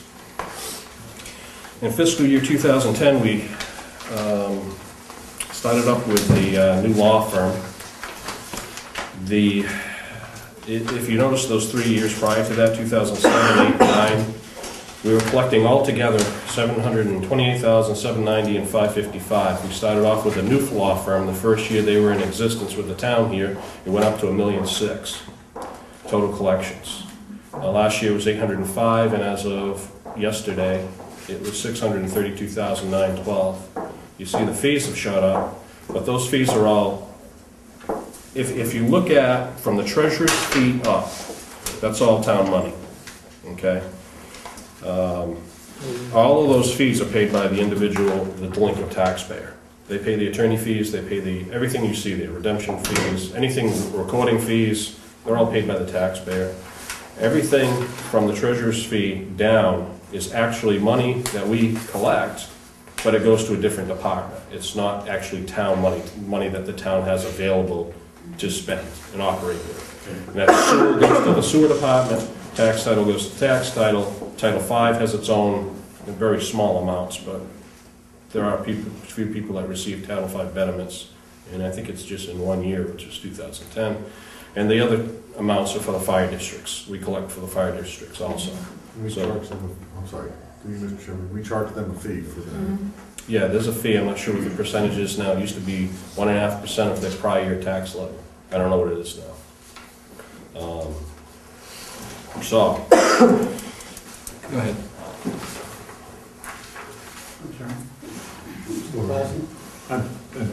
I'm sorry. I'm a little confused, and I apologize. This increase here to $1.6 million and change, and the 800,000. Is there any cost associated? I'm getting confused between the cost and the revenue to the town. I realize that it's going to different departments, but is there some sort of net figure to compare, or is this a net figure? no, $1.6 million, you'd have to subtract out the districts, the sewer, the tax, everything I just mentioned, Yeah. subtract from the $1.6 million, and that would be left for us, or the town. So 249, for instance, or I'm sorry, the sewer usage is 20,000 and change for 2010. Yeah. That's not ours, sewer use. Yeah. So all of those fees, all of that, but everything above that Was ours. would be ours, including the 982? Yeah, the 982 is actually the actual tax title amounts plus their interest, so there is interest included in that line item. I could have broken this down 10 different ways, and there would have been multiple rows of information. I just tried to keep it simplified, so you'd see, this is town money, this is sewer money, this is tax title. I guess what I'm confused about is I see things like legal fees, service fees. Are those fees coming to us, or are they paid to the? No, it's paid to us. It's actually reimbursing attorneys, and it's the old fees that you see there for the old attorneys. Those are bills we paid. We put it on the property, and when the property was finally redeemed, we received the money as part of the redemption. So this service fee, service fee new of 100. That's a legal fee. That's actually an attorney And that fee. is money that will come back to us from the Yes. law firm? Yes. All delinquent accounts, the delinquent taxpayers are responsible for all fees incurred on their properties. And, We collect it eventually. and this is net of what the law firm takes? In other words, there's more, they're being paid somehow or other. They're being paid that amount of money. Well, Yeah. okay, that's, I guess, my point. If they're Yes. being paid that amount of money, is this money coming back to us? No, That's, No, the landowner has that's to the pay landowner that. pays this money. right, so that doesn't come back to us? It does, and it goes right back to them. Oh, that's what I'm trying to get to. Okay. That's, and my question still is the same. There's some of these monies are going back to other entities, in this case, the 100, I picked Well, up out of the. that whole top group, the first line item is ours. The second line item, the old legal fees, that's also ours, because we've already paid that. That's an old fee to a prior law firm. It's already gone out. All right, So it's new money. That is not, the 104 is not, those minimal fees don't really so we don't get. amount to anything. Okay. Tax deferrals, a tax deferral actually doesn't need to be on the tax title spreadsheet to begin with. That's somebody who's entered into a tax deferral with the assessors, and they're deferring their taxes because of income and age and different reasons. They're deferring their taxes onto a later date. When they pass or they redeem it, we get that money back. But they also, when you're in tax deferral, so if there's anybody out there who's interested in a tax deferral, instead of paying a 16% interest, I believe it's 8% in a deferral. Let's look at the one big item here, and then I'll drop this. 982,870 is recording instrument. Do we get that, or is that going to? No, that's actual tax, that's a tax title. Yes, we get that. We get that. You already got it. That's 2010. You got Lawyer it. doesn't It was get- certified as free cash and you spent it, so. It's, None of that goes back to the law firm, no, okay, no, all right, good enough. no, that's gone. I don't want to take any more time, I'm just curious, thank you. Sure, you're welcome. And that's basically it for tax time. So you can see this year's been pretty healthy as far as that goes. And it varies. You'll see in that year also, 249,000 of that $1.6 million went to the sewer department, for sewer usage things. So if you can see certain people, at one point or another, someone get the idea that if you didn't pay the sewer usage, and it go lean to your taxes, that it's a write-off for you, or I don't know how this got around, but I don't know if it is or it isn't, but there are a lot of people that allow their sewer usage to get lean to their real estate. Anyway, that's just for whatever reason. The last page that I have, actually I had some other pages, but the last page that I have is just an analysis of the last 4 years, 2008, 2011. Those are actual figures.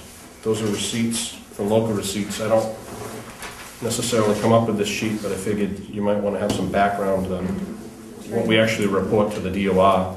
This is from page 3 of the recap, and I just included the line items that we actually had information on. There are other line items, there are other receipts, but we didn't have anything in the past several years in those. But you can see it's been around $5.5 million, $6 million, somewhere around there. For 2012, it was estimated at $5.157 million.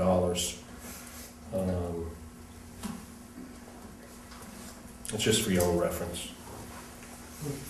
Down. Did you have one?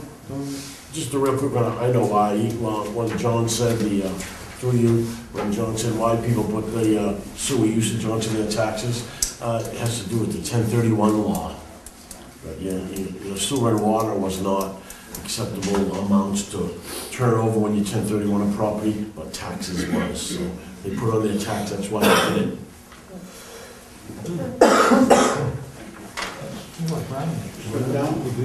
Just a couple of them, this payment in lieu of taxes, is that like the senior work-off program, is that, or? Well, for this sheet, you're gonna have to, if you notice, we've had several accountants and some temporary accountants and things like that over the years, yeah, but they come up with these numbers for this sheet, and I was noticing that when I was putting it together. Some sheets are zero, some numbers are zero, some are not. It's the way they post, or they take certain data and place it into these categories. So I'm not actually sure why you have zeros in one year. And for example, where's library receipts? Library receipts, I'm sure the library is still charging, but it's listed 0 now.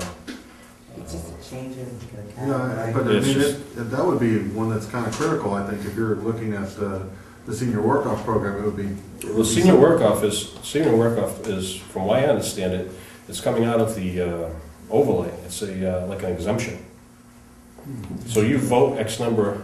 Matter of fact, somebody asked for that number, and I have that with me. Don't hit me. No, it's not, it's just that, I think how this got broken up, and Dick, you correct me if I'm wrong, everything used to get thrown into local receipts, okay? And back 3-4 years ago, we got kind of irritated by local receipts, and we wanted to understand what they were. So we had asked several town administrators and accountants prior to this, can you break them down? And I think that's kind of what happened with some of this. That, in some areas it was broken down and then it wasn't used. And that payment in lieu of taxes, I'm going to probably guess, that used to be included as part of the sewer fee. It was thrown into local receipts. That could be. And then it was pulled back out. Yeah, there was a charge for the treatment facility. Yes. I was gonna say, if you're being from the south, they barter in like horses or. Yeah. What you need, or what, We don't. at some point in time, somebody should take these line items, preferably the person that is in there right now, and itemize what numbers are going into this, because obviously they're coming up with these numbers. And I know that the person that's working on it right now had a separate document when he was working on it, and he was trying to match up to prior years. And that wasn't working out too well. So he's come up with a sheet. So what you want to do is say, please provide us with line number 1, what goes in, it's motor vehicle excise, for example. What goes into that? Or what did you add into that? And just keep it somewhere. So the next time we have a town accountant, they can look at the book and say, oh, that went into this, and this is how they were looking at it. Because it's difficult. If you're looking at this from the state on the other side, you have to explain all of these numbers. And if it changes by 10% up or down, you have to send a letter on it. So it has to be documented. So if it was 0 last year and $50,000 this year, what is that number? Right. So it's easier if you just had a spreadsheet and you say, these are our numbers, and this is, before they ask the question, this went into $50,000, this went into $500,000.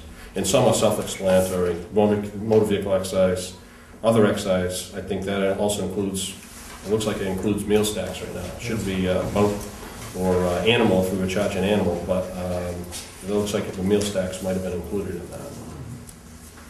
So that was estimated for 2012, the last year, very similar to what was actually collected in 2011. your senior work off, which you just mentioned, for 2012 was $45,203.12. And I believe that was 68 senior citizens that acted in that program. And I believe the threat, what's that? Can you say that one more time, Fred? 45,203.12. And that comes out to like 60, but I believe there's 68 people that were in that program. They were allowed up to $750. Some people didn't work the number of hours that they were allowed to work. I'm not sure what the hourly wage was. I think it was $7.50 or probably $8, but do you know? I think it was minimum wage, which for our area would be $7.50. $7.50. So that makes sense, 100 hours. But that was where that figure came from. And that's about it. Mr. Paulson sent me an email today regarding our bond rating. Our bond rating is currently A1. That is the town's current bond rating. It was A3, it was downgraded to Baa1. It went back up to A1 when Moody's decided to treat municipalities the same as they would corporations. They reclassified all municipalities, so everybody went up. So we went back up to higher. The A1 is higher than the A3 that we previously had. Each step, right now I asked our bond financial advisor what a step decrease, step increase might be. It's about 15 basis points, 15, 20 basis points. Not a whole lot, but the interest rate's not really high right now either. What else do I have? Do you have any questions? This is basically for your information. I didn't know what you wanted this evening, so I just brought some information with you. Actually, it's been quite helpful. I guess, as far as the last bit, local receipts is basically where you go to town accountant Town account. to find out what's going into these particular accounts. Yes. Tracing the history might be rather difficult, but at least we would know what's going, what went in. You'll know what went into it this year. I We know know. what's going in this year, and we can project to 13 a little better. Yeah. He is a person that's in there right now. He's very knowledgeable. He worked very hard to get the information that was needed or necessary to set the tax rate. I don't know what the future plans are for him, or what you're looking at from him. But if you need information on the tax rate, free cash, any of that, he's the one that came up with these figures this year. And he's the right person to speak to if you want answers for how you came up with certain numbers. Mr. Paulson? We had a band that rolled over, or I assume rolled over on the 19th of January. Yes. There were actually two of them before that, if I understood it correctly. One of, I think 75 basis points or 70 basis points, the other one basis point. Yeah, 2 bids. And where did we go on? So we rolled them over, I assume. Yeah, they're So- due in April 19th, I believe. And at what rate, do you remember?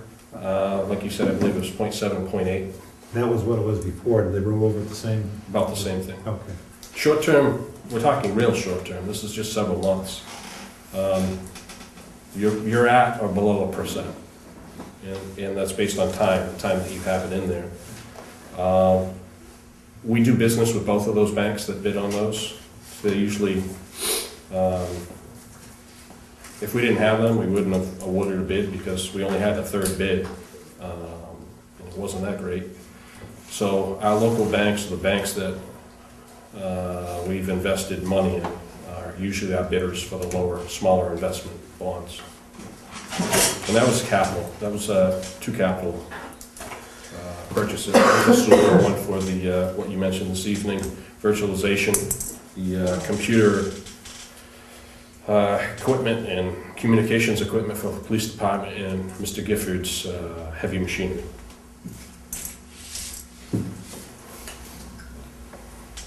Anyone else have any questions?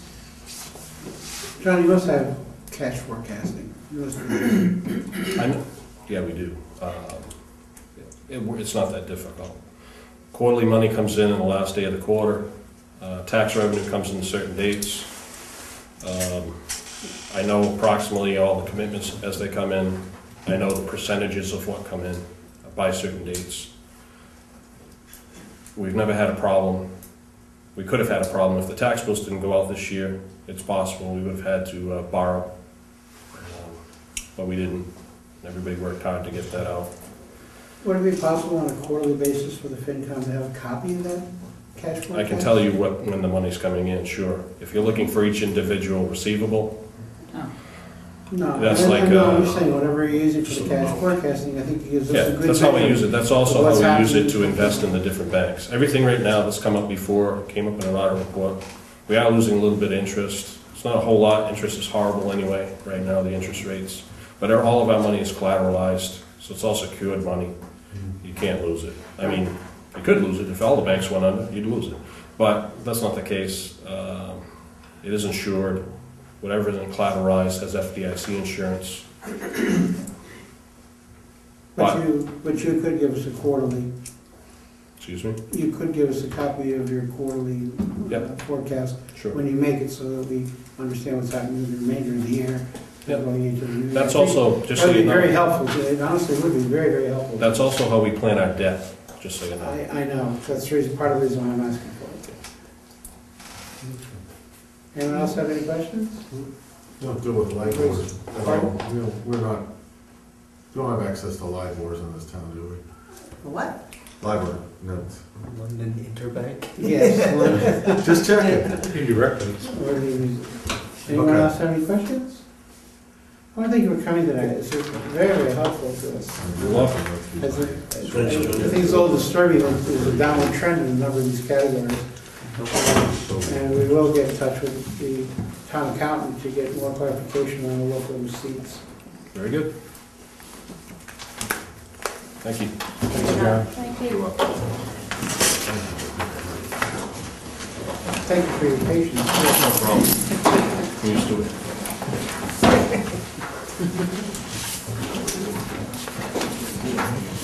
Next item on our agenda is water pollution control. Good evening. Pardon? How you doing, Mark? Doing well.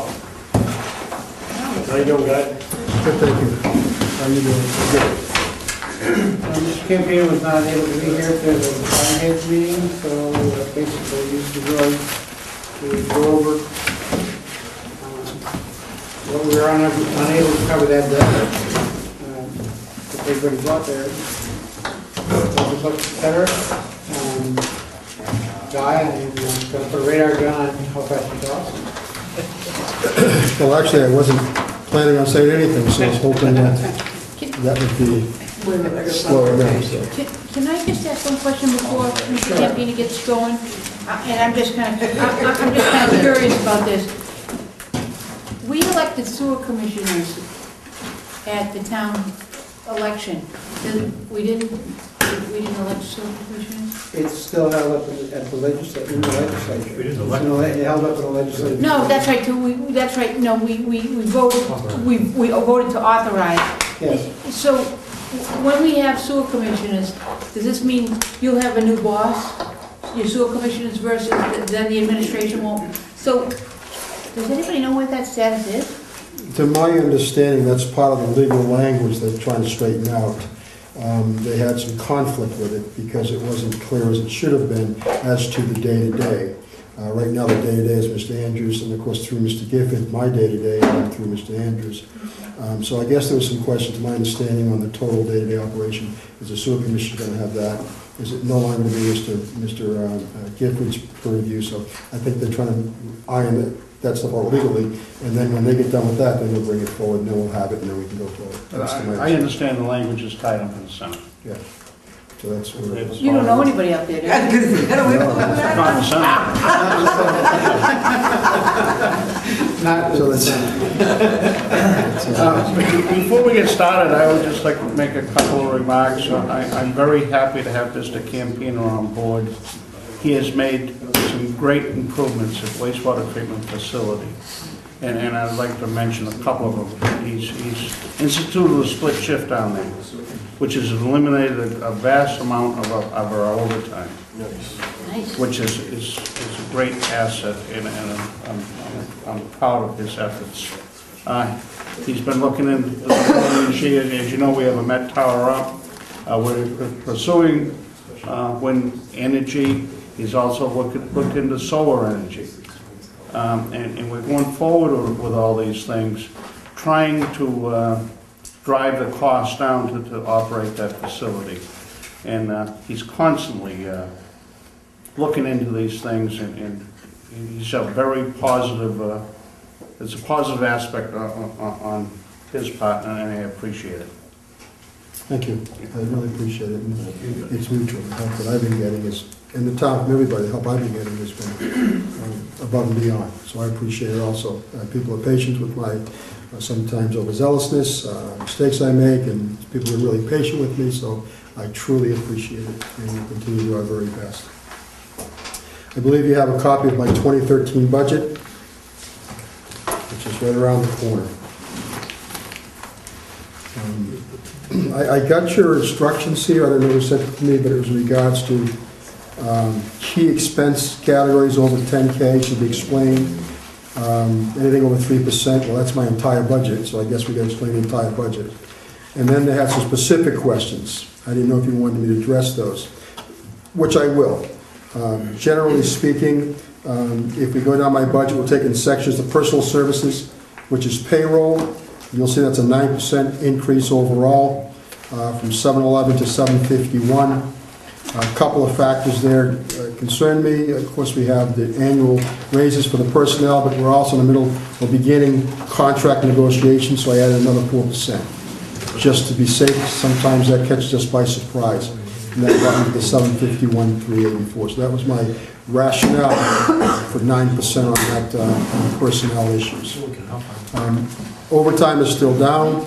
I increased it slightly because of more personnel, and that includes, if you look, we have on-call, and one of the questions was on-call, and the answer to that question is yes, we have on-call. Foremans are paid 4 hours for being on call. They get 4 hours pay for being on call. If they call in, of course, then they get overtime for it. The way we're working it is that any alarms come in, the manager takes it, he goes to his computer, and we try to adjust it by computer first. If we can do that through Skater, then he doesn't need to go in, nor does he call anybody in. The way it worked in the past is the calls went to the workers themselves. They made the decision whether they're going to go in or not, and of course they'd always take the option to go in. So we structured that a little differently, and it's been working well for us. So they do get their 4 hours.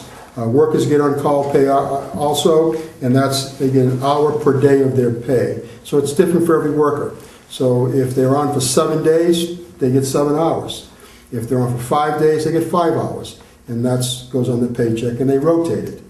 We have 2 people on call for workers, and there's always 1 manager on call. So that's constantly rotated, and so it's a constant expense. So that was the answer to that question, and the reason why I did it this time, because we're talking about personnel expenses. So, yes, absolutely. May I ask a question? Just see if I understand this. I'm looking at your budget request here for 2013. Yes. For regular salaries at $671, and you have overtime of $55,000 here. However, in the administrator's calculation here, he's taking the 671 down to 620, and the overtime from 55,000 down to 0. I haven't seen that, and the budget I'm submitting to you is the one that I'm asking for. That budget will. This is administrator's column. Okay, well, I was just going to bring that up. I haven't seen it, so I think what I need to do is sit down with the administrator, because those numbers aren't going to work. They're not going to work. I think if I may speak to that beforehand, we had before the meeting of this, before this budget was produced, I don't believe we had the adequate time to meet through all these. In fact, I think I even got this section from you after December 15th. And part of what I had done, as I explained at the other meeting, was rather than adjusting the budget every time we have a change, was keep the exact same one I sent out on the December 15th. And we are still working with the department heads and such. I would think that today, while Mr. Campina is here, he should explain all of his needs, and that should be really, well, I'm not going to tell this committee what, so I apologize to be presumptuous on that. All right, Chairman Kane will move from committee of the whole. So moved. Second. Seconded, all in favor? Aye. Opposed? 6-0. Committee of the whole means that they don't have to go through me to ask you questions. Oh, okay, so you can fire away, okay. And you don't have to Thanks a go- lot. You don't have to come through me. I appreciate that. To respond to them. Thank you. It's a lot easier to have a conversation. Thank you very You don't much. have to go through the chair. Wow, I thought I'd have some buffer, but that Makes it doesn't, a it's little fine, tougher huh? on you. Yeah, so no buffer, that's just beautiful. That's no problem. So you don't have a copy of this? Well, oh no, we do They have a have. copy of yours. Oh, okay, good. We have a copy. Your column is What I here. think might be helpful is, I mean, because we're working off of the worksheets, and could you run through your personnel as to who you have? No Personnel. Working with the same people? We're working with, I'll go from the top, myself as the Director Chief Operator, Brian Miller as Assistant Chief Operator, and then we have shift operators, Andre Anichi. Hold on.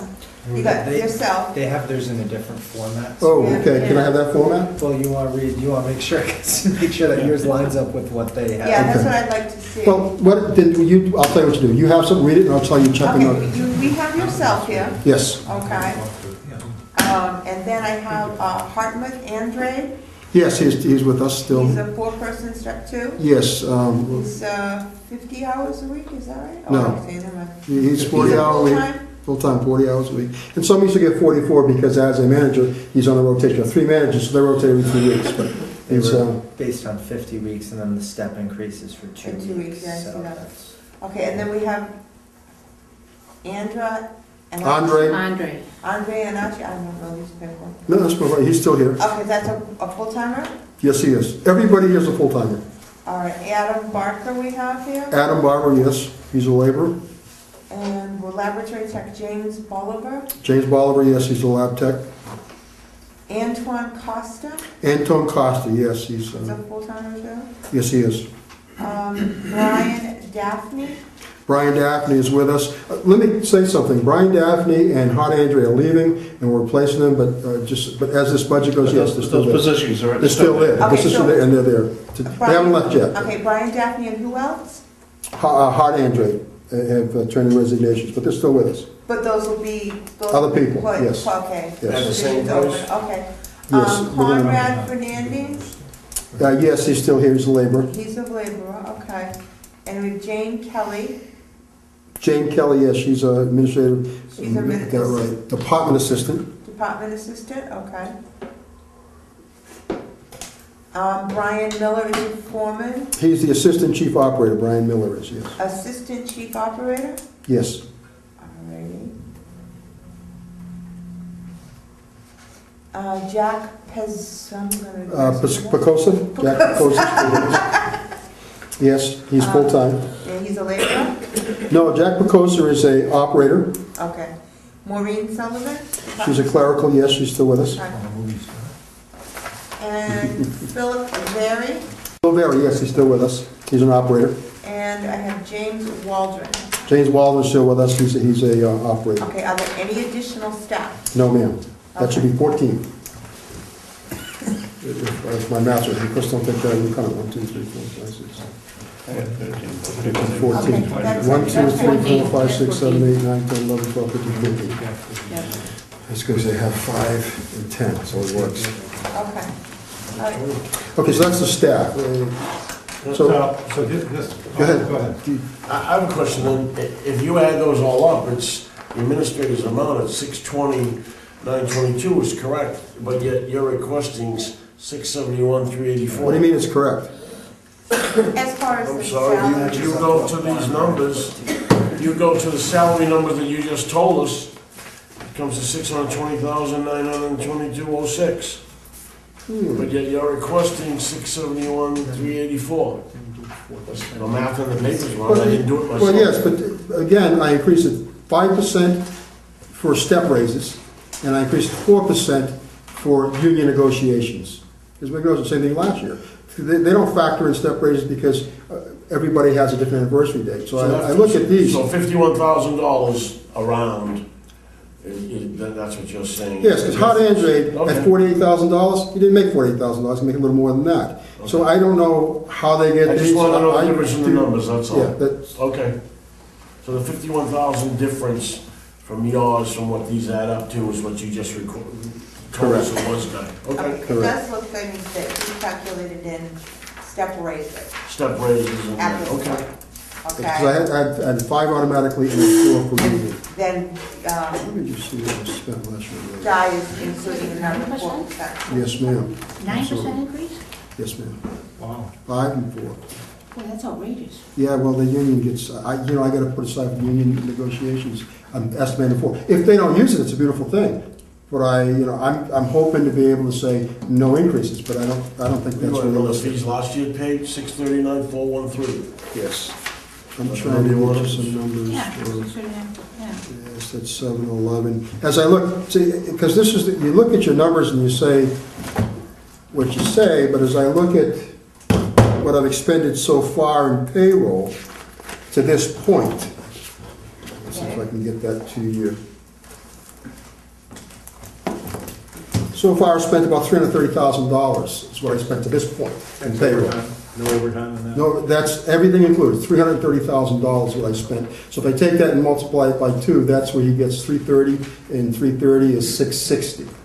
So that would be, the 620 would already be defeated. So it's closer to the 639 from last year. But I was really looking for it. I've got a bigger book, but I didn't bring everything. I guess I should have, because I should be able to tell you what my actuals of 2011, and I don't know if they're here on the Bourne numbers. We have 11 here, don't we? You may have it. 204, 240. I do. No, that's the unfinished number. Budget ones expended. Budgeted. It's like 639,413, is that the number you're looking for?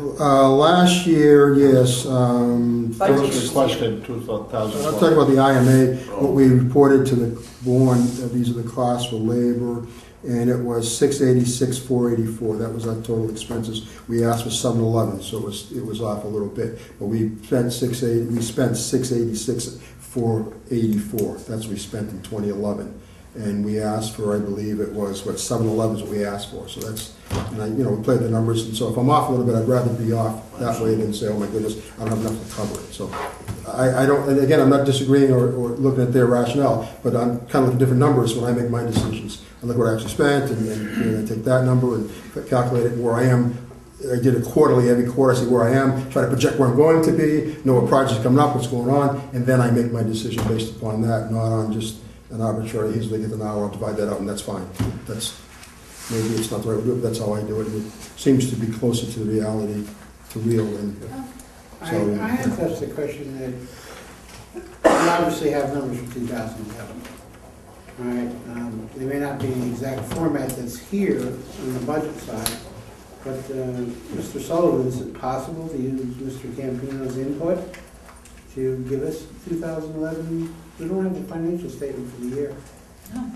And just for the payroll numbers alone, we're looking at a 292 number, and obviously we know it's some $600,000. I'm not sure if he has the same format, but I would think that we would be able to get to that. Should I request that from the town administrator?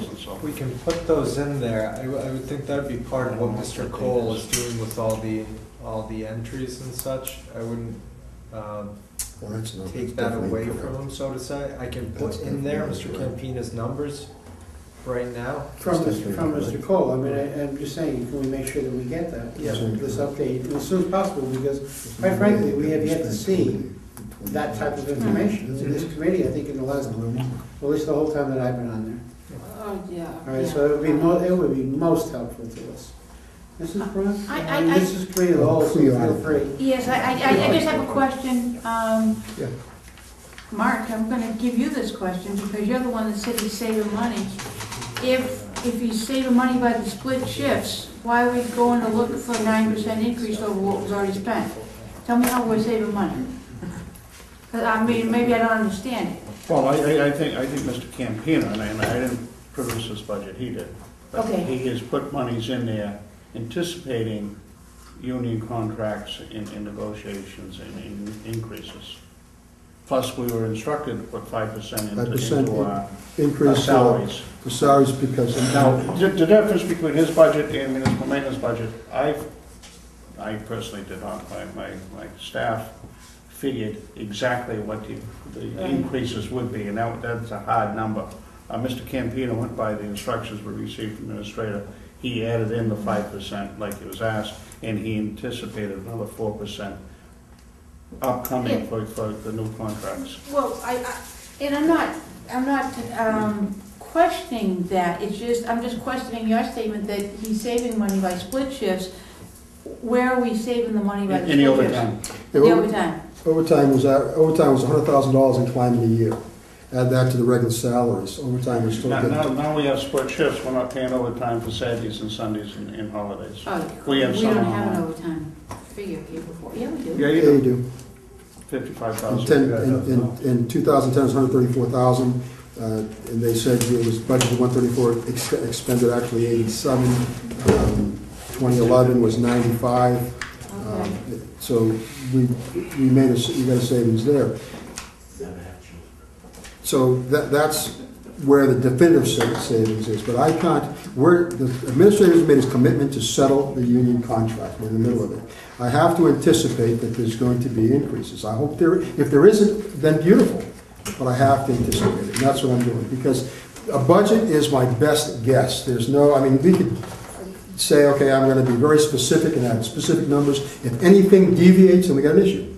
If we got an issue, then I got to come back to you folks, back to the town meeting, and say, listen, I anticipated level funding, exact, and of course that's not what happened, because we do have cost of living increases. They just get them. They get the increases. It's automatic. And we know we're negotiating, that's going to be a number.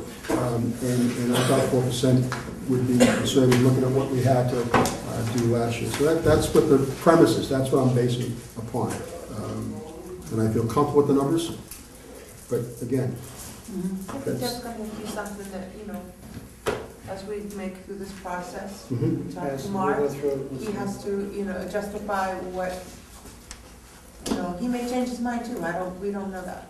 So I think we need to, Guy has told us what he thinks he needs, and we've got the figures here from Mark, and else to considerable. Do we foresee any new positions, new people coming? no, we have 14. The DEP, that's a good question. DEP is asking me for 17.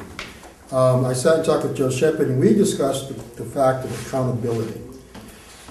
And if we can be more accountable to our time, have better time management, we're in agreement that we can stick with the 14 because we're doing it. To cover the checking of the stations, because we are looking at Multi-Smart, which is a SCADA system, which is web-based SCADA system, and that's at Multi-Smart themselves, and they get ready to make a presentation to the DEP so they can buy into it. I figured they'd make a better presentation than I would be there, so we'll make that presentation. Also, we presently have Mission, and Mission has upgraded their process where they can start adding SCADA capabilities. So we're working on that. So that's still an equation. But what we've done in the interim is we've taken our stations with the DEP's blessing and actually put what we need for checking. As an example, I have small stations out there that we know can go a day without being checked, maybe 2 days. We don't check them every day. So therefore, we can spend all the time on our big two-man stations. In the morning, we check. We have 2 men doing this every day. So what they do is they check the 2-man, and then in the afternoon, one comes to work and works on projects, and the other one goes out and does 1-man's. Opposed to having 2 men do all day long doing stations. So that gives us 1 more guy for productivity. We're building pumps. We've got some infrastructure issues that we're dealing with. So a guy can go out there and do some actual work opposed to driving around checking stations. So in the immediate, that's what we're doing. Better use of our time. And that's what we're trying to accomplish. Because it's all about production. I don't care how many hours we have. If they're not productive hours, we're still paying for them. And the goal is we're going to pay for them anyways, and let's make them as productive as we can. And so it counts for accountability, and it puts more checking, but we're doing it, and it's becoming successful. So my answer to your question, somebody's question, is that no, we're going to stay at 14 staff. We're not increasing the staff. Okay, could you also, the SCADA system, when do we anticipate that we might see that system? I think we're anticipating to see it in the fall. Again, after DEP gives us its blessing, we'll vet it as far as bidding and the whole 9 yards cost, and then we'll move forward with SCADA. Because SCADA will give me that 2 more guys to get back into production. Okay, we're going to have new pumps coming on board. We have new stations coming on board, absolutely. How many stations are that? 2, Parkwood bought us 2 more. So right now, we're in Parkwood, which is coming in February, middle of February, towards the end of February, and maybe in the spring, because there might be some extensions, but we should come to 100% of that pump station, of those 2 pump stations. Contract 2 is bringing on another 2, so that'll be a total of 4. So that's what we're looking at. So that goes from 39 to 43 pump stations. Okay, and we can absorb that with the people that we have, with the implementation of the SCADA. That's what time management, it's time efficiency. We added GPS to the vehicles to find the best way to track a vehicle. If you need to call somebody, you know who's out there, you call this person. We're trying all the things we can do to become more efficient in operations, because I think that's a key player, efficiency. We can just keep adding personnel. If they're inefficient, then we're just gaining personnel. Efficiency is what we're after. So yes, we're 14. I've vetted this with the DEP, Mr. Shepard, talked about this at length, and we agree. Efficiency. Let's work with efficiency as far as our personnel. So one of your productivity improvements is GPS in the vehicles. Because that allows us to maneuver people around without. Normally, what we have to do is we just call somebody, say, listen, you go check this out, not realizing he's on the other end of town. Right. Or you say, where are you? Well, I'm here. I'm on my way here. Well, go here. Now we can make the decision, look at the map, where the trucks are, what we need. Well, we'll take this person and move them over here. It also allows us to track our miles, become more efficient in tracking miles. If we're going to go from Rose Point to Onset, what's the most efficient direct route to get there? GPS gives you all this information, plus it tracks the vehicles for maintenance. So it adds a lot of ammunition to our toolbox to be more efficient in time, and also better maintenance of our fleet as far as getting them maintained in the whole 9 yards. So it offers a lot. And it's also going to eventually, we're going to do the phone, because a GPS is no more than a cell phone, and the vehicle is locked into the vehicle. And what we're doing is we're cutting out a path so they can use this telephone. So what we'll do is we'll get rid of the Nextels. So that'll become a GPS, a telephone, and then we'll have a Nextel for the person on call. He'll have a Nextel because he needs it, and then one for the manager. So we'll minimize. We're going to cut back on Nextels and use that phone in the truck to be. And the other thing about that too is it's safe because it's going to be hands-free. We're going to tie it into the radio, so if I call him and he pushes a button, he can talk to me. I know it's not the safest, but at least he doesn't have to take his hands off, put in his ears. So we're trying to morph to that direction. And also we're trying to have a policy we can tell him to pull over. But that's our direction. I'm sorry, we'll go on and on. I apologize. No, that's okay. I was just kind of confused because you said the DEP wanted you to have 17, and did they approve you keeping it at 14? Yes, they did. So far they're blessed. Because what it is, it's a staffing, and here's the way it works as far as DEP goes. They take your treatment plant, they give it a grade. Every piece of apparatus, every type of process has a number. They have fixed numbers to this. Then they say, okay, great, we got the numbers, what you do. You're grade 6, you're tertiary, you have secondary aeration, you have secondary treatment, So we feel that these are how many hours it takes to operate this plant. They take that number and they factor it to personnel. It's 1.5 persons per segment of hours, 20 hours, 30, whatever they do. Then it's okay, here it is. You need, for our case, 17.3 personnel. And so that's a number. So my debate was with Joe Shepard was, well, wait a minute, I understand where you're coming from, vacation time, because again, to be efficient, you have to, whether you like it or not, you got to factor in time off. Time off is a very big thing. I spend a lot of time granting time off. That's just the way it is. So now you don't have people there. So to be fully staffed, you've got to overhire, and that's to me is kind of crazy. But that's the formula. So I'm saying no. I'm going to go to 14. I'm going to be more efficient. And the same thing, I'm asking my managers, let's schedule work. Because if we get in the habit of scheduling work, then what we can do is, when people come to me for time off, well, that's great, we want to accommodate you, but this week, blocked out because we got projects. Because the plant has to eat first. So we're morphing towards that type of scenario, if you will, or culture, where we can have better control to get the work done. We're working towards that, and we're really working hard. And we hope to get there. I don't know when we're going to get there, but we're going to get there. But this is the direction we're going into. So that's for the person. Go ahead, I'm sorry. No, I'm sorry. Well, thank you. Just 2 questions, because I probably missed it, and I apologize for missing it. But on-call wages, I asked this at the meeting the other day. Covered it. Yep, You covered it. Then let me go to my next one. Because in this 620, there's no on-call wages. Right, and that's contractual. Also, in this, there is no vacation wages. Okay. Also, there is no sick time wages. Right. Also, there is no holiday wages. Those are wages. Those are wages, so I'm still paying his wages, then there's this, so all those wages have to be factored into I payment. got that last Wednesday from, the other thing is when you talked about the skater system, Yes. is there gonna be any capital costs? Yeah, there's gonna be a capital cost. We had estimated to be $500,000 last year, which would be financed by the people putting the skater in. So I'll give, before we do anything else, I'll give you the numbers, and, because I want it vetted anyways, and the more vetting there is, the Well, better. if you're talking about doing it in the fall, that would have to come before town meeting in April, correct? We're planning to move forward in the fall. If we have to go to town meeting, it'll be in the fall, and we'll bring it, You'd whatever. have to- I don't know how it works. I You have really to just have it forgive me. approved, or, correct? Well, we'd have to go Chairman, through Mr. capital Chairman? planning. Yes. Yeah, Okay. go through capital. The capital plan is aware, we've already presented this, but what capital plan said to me is that we shouldn't move forward till we get the DEP's blessing. Okay. Because if we exert all this energy and all this money and we're excited, DEP says, whoa, time out. We don't like that. And we're nowhere. So Are they positive about automation and?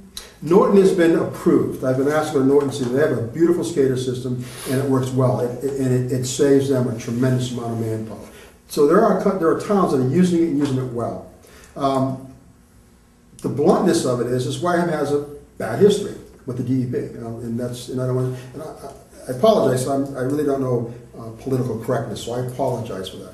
But Neither do we. just so so you know. yeah, if I get out of line, please do, because sometimes I mean. But what happens is when I met with Mr. Hubble, it wasn't the friendliest of meetings, but at the end, at least we agreed to see eye to eye, and we had a really good time. But they're reluctant to give us that latitude because they've had some resistance to compliance in the past.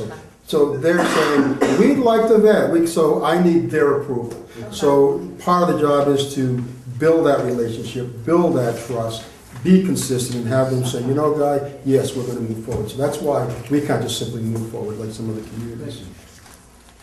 Okay. Well, if we can focus on the numbers too, because we're starting to get. Yeah. I've been writing things down here as they come to mind. I've got 5 different things here, and I'll just. Are any of these on this? Pardon me? Any of those on this list you gave me? No? So I'll go to the list. No, I'll- a couple of them might be, but let me just mention them to you, and then you can respond if you could quickly, but let me give you the 5. Greece, which is something you've talked about in the past. You one time talked before the selectmen about the state having us redo our underground piping, and it was gonna cost $1 million a mile. And I never did get a full explanation as to where that stood or if it stands anyplace. Let me just go. Oh, I'm sorry, okay, let me write this down, so you're gonna ask me if you can remember this. I'd like to take them one at a time, because you got them written down, and just one at a time. Let me just go on quickly here. Okay. Nitrogen, where we stand on nitrogen, big issue in the town. Well, let me get the other one you wanted to know. $1 million question. Yeah, Greece. Grease, nitrogen, okay, go ahead. Okay, Bourne, we have a new arrangement with Bourne, some of the details on that, The IMA? if you have it. And finally, the windmills / solar situation. All right. Are we still putting up planning on putting up a 750-foot tower? But now that. Hope, it may be more, it depends on the controversy of the Okay, yeah. community. No, we don't know, we don't know height. I'd be remiss to say it's gonna be 400 meters, 200 meters, 300 meters. We're doing the wind study, and they're doing it at multi-levels. When we get done with that study, and the feasibility is done, we get that report, we'll sit down and make some serious And decisions. when will we have that? April 15th is our deadline for the feasibility study. They're working on it right now as we speak, I just got an email on it. And solar? Solar, tomorrow I'm meeting with Siemens. It's all gonna come out of the state 25A program with energy. So tomorrow we're meeting with the solar. Solar is a quicker turnaround, but we're doing a 10-acre solar farm is our proposal. So tomorrow I'll have the details. It's gonna be their proposal, and I'm gonna have it in a package. I'm gonna give it to the selectmen to digest, and then we'll have a hearing, and what they'll do is they'll explain the entire process, including solar. It's also going to include things like, they're looking into a program at University of Connecticut down in Connecticut to work with Greece sludge, so there's and you'll get that package too, it'll be open to the public. Greece, we're taking in Greece. I hear rumors that it's non-productive, just being no money, and I don't know what the answers are, but here's the Greece numbers. This is, you can take one and pass it around. That is, hope I got it.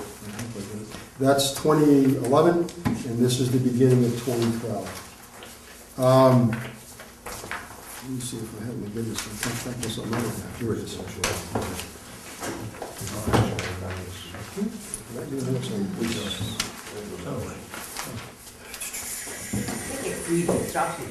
I'm sorry?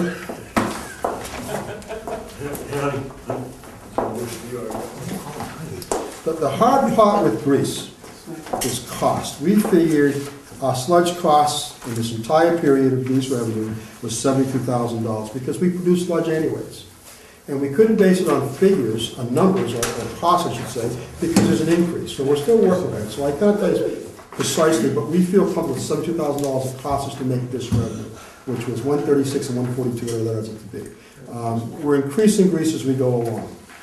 Grease is far more productive than septage. Septage has fallen off. Grease revenues are a whole lot better. We've actually hit our revenues in 2011, and we're well on our way for our projections of 2012. We're also changed our approach.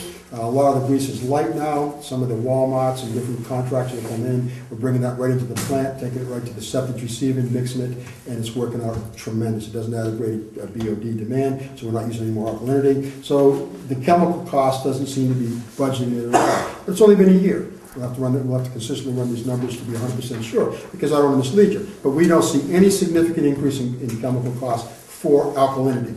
And that would be the chemical that would be our greatest concern, because it affects the pH in the valve. So that's what it is. So the grease is working. We're making money at it.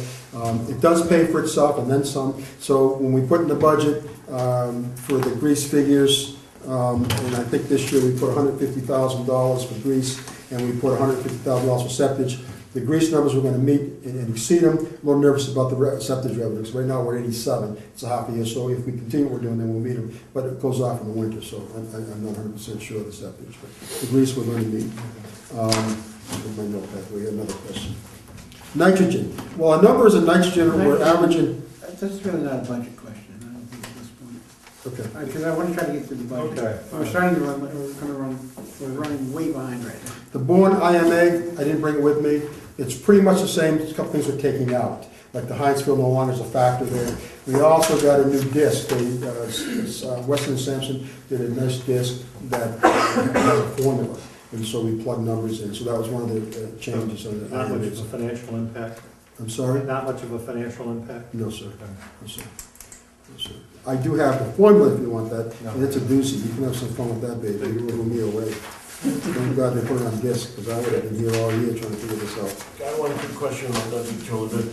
Is Bourne still paying less than we are? Septage, yes, and we're going to address that. I can be very honest. I haven't really done a whole lot with septage yet, because I got all these balls in the air, and there's only so many I can put in. Septage is one I want to put in the air, because I want to revamp that. I don't think it's fair that our septage haulers pay 8 cents a gallon.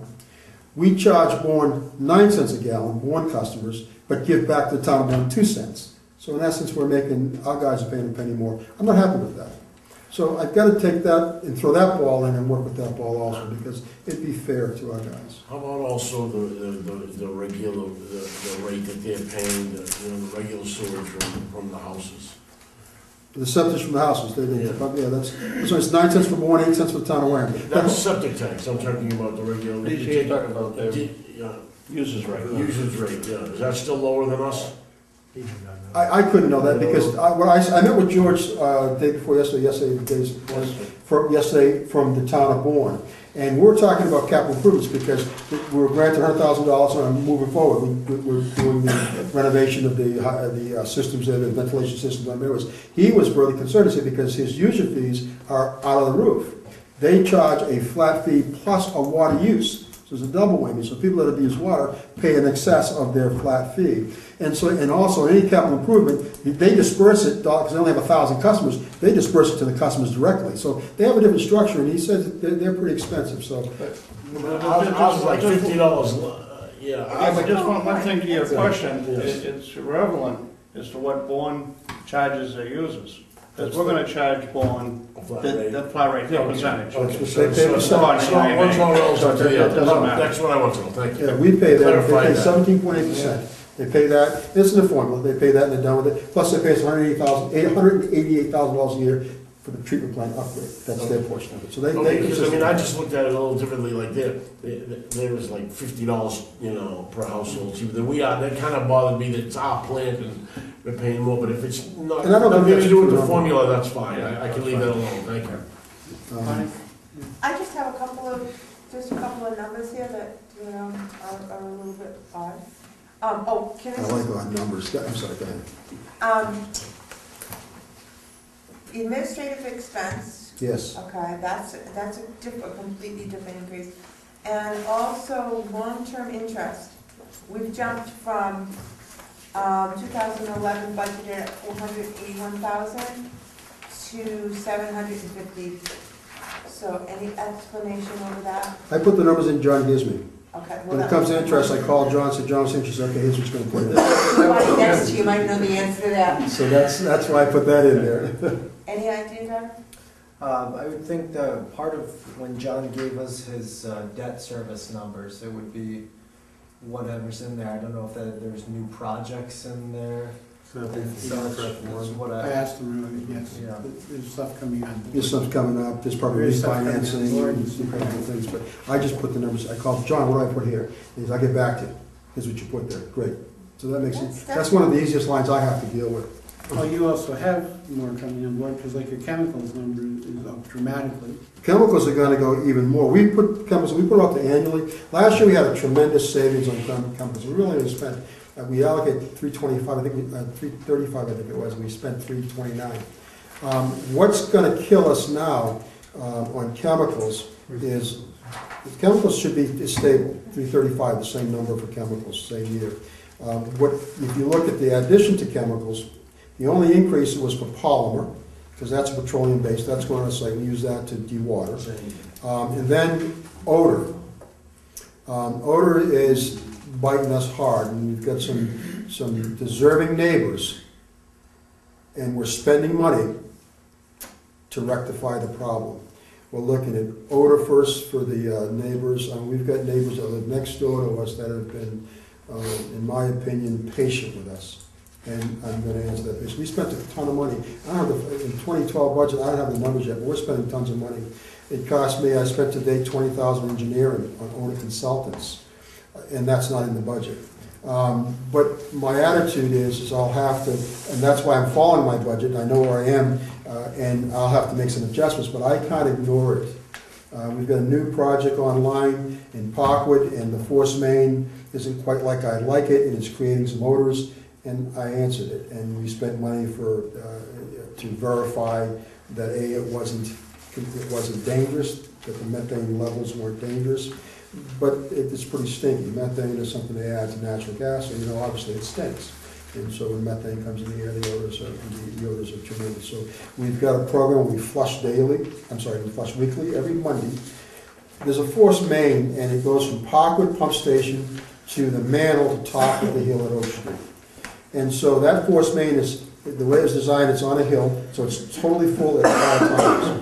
The dilemma is that when that pump kicks on, that pump will pump 2,000 gallons. However, there's 37 gallons in that line, so we never purge that line. So it stays there and festers. And what's happening is the oxygen demand in that line is tremendous, and we're putting no oxygen. So it creates a tremendous amount of odors. Bacteria like to breathe, so if there's no oxygen available freely, then they'll go extract it from compounds. And one of the biggest compounds in wastewater is sulfur. And sulfur has 4 parts oxygen.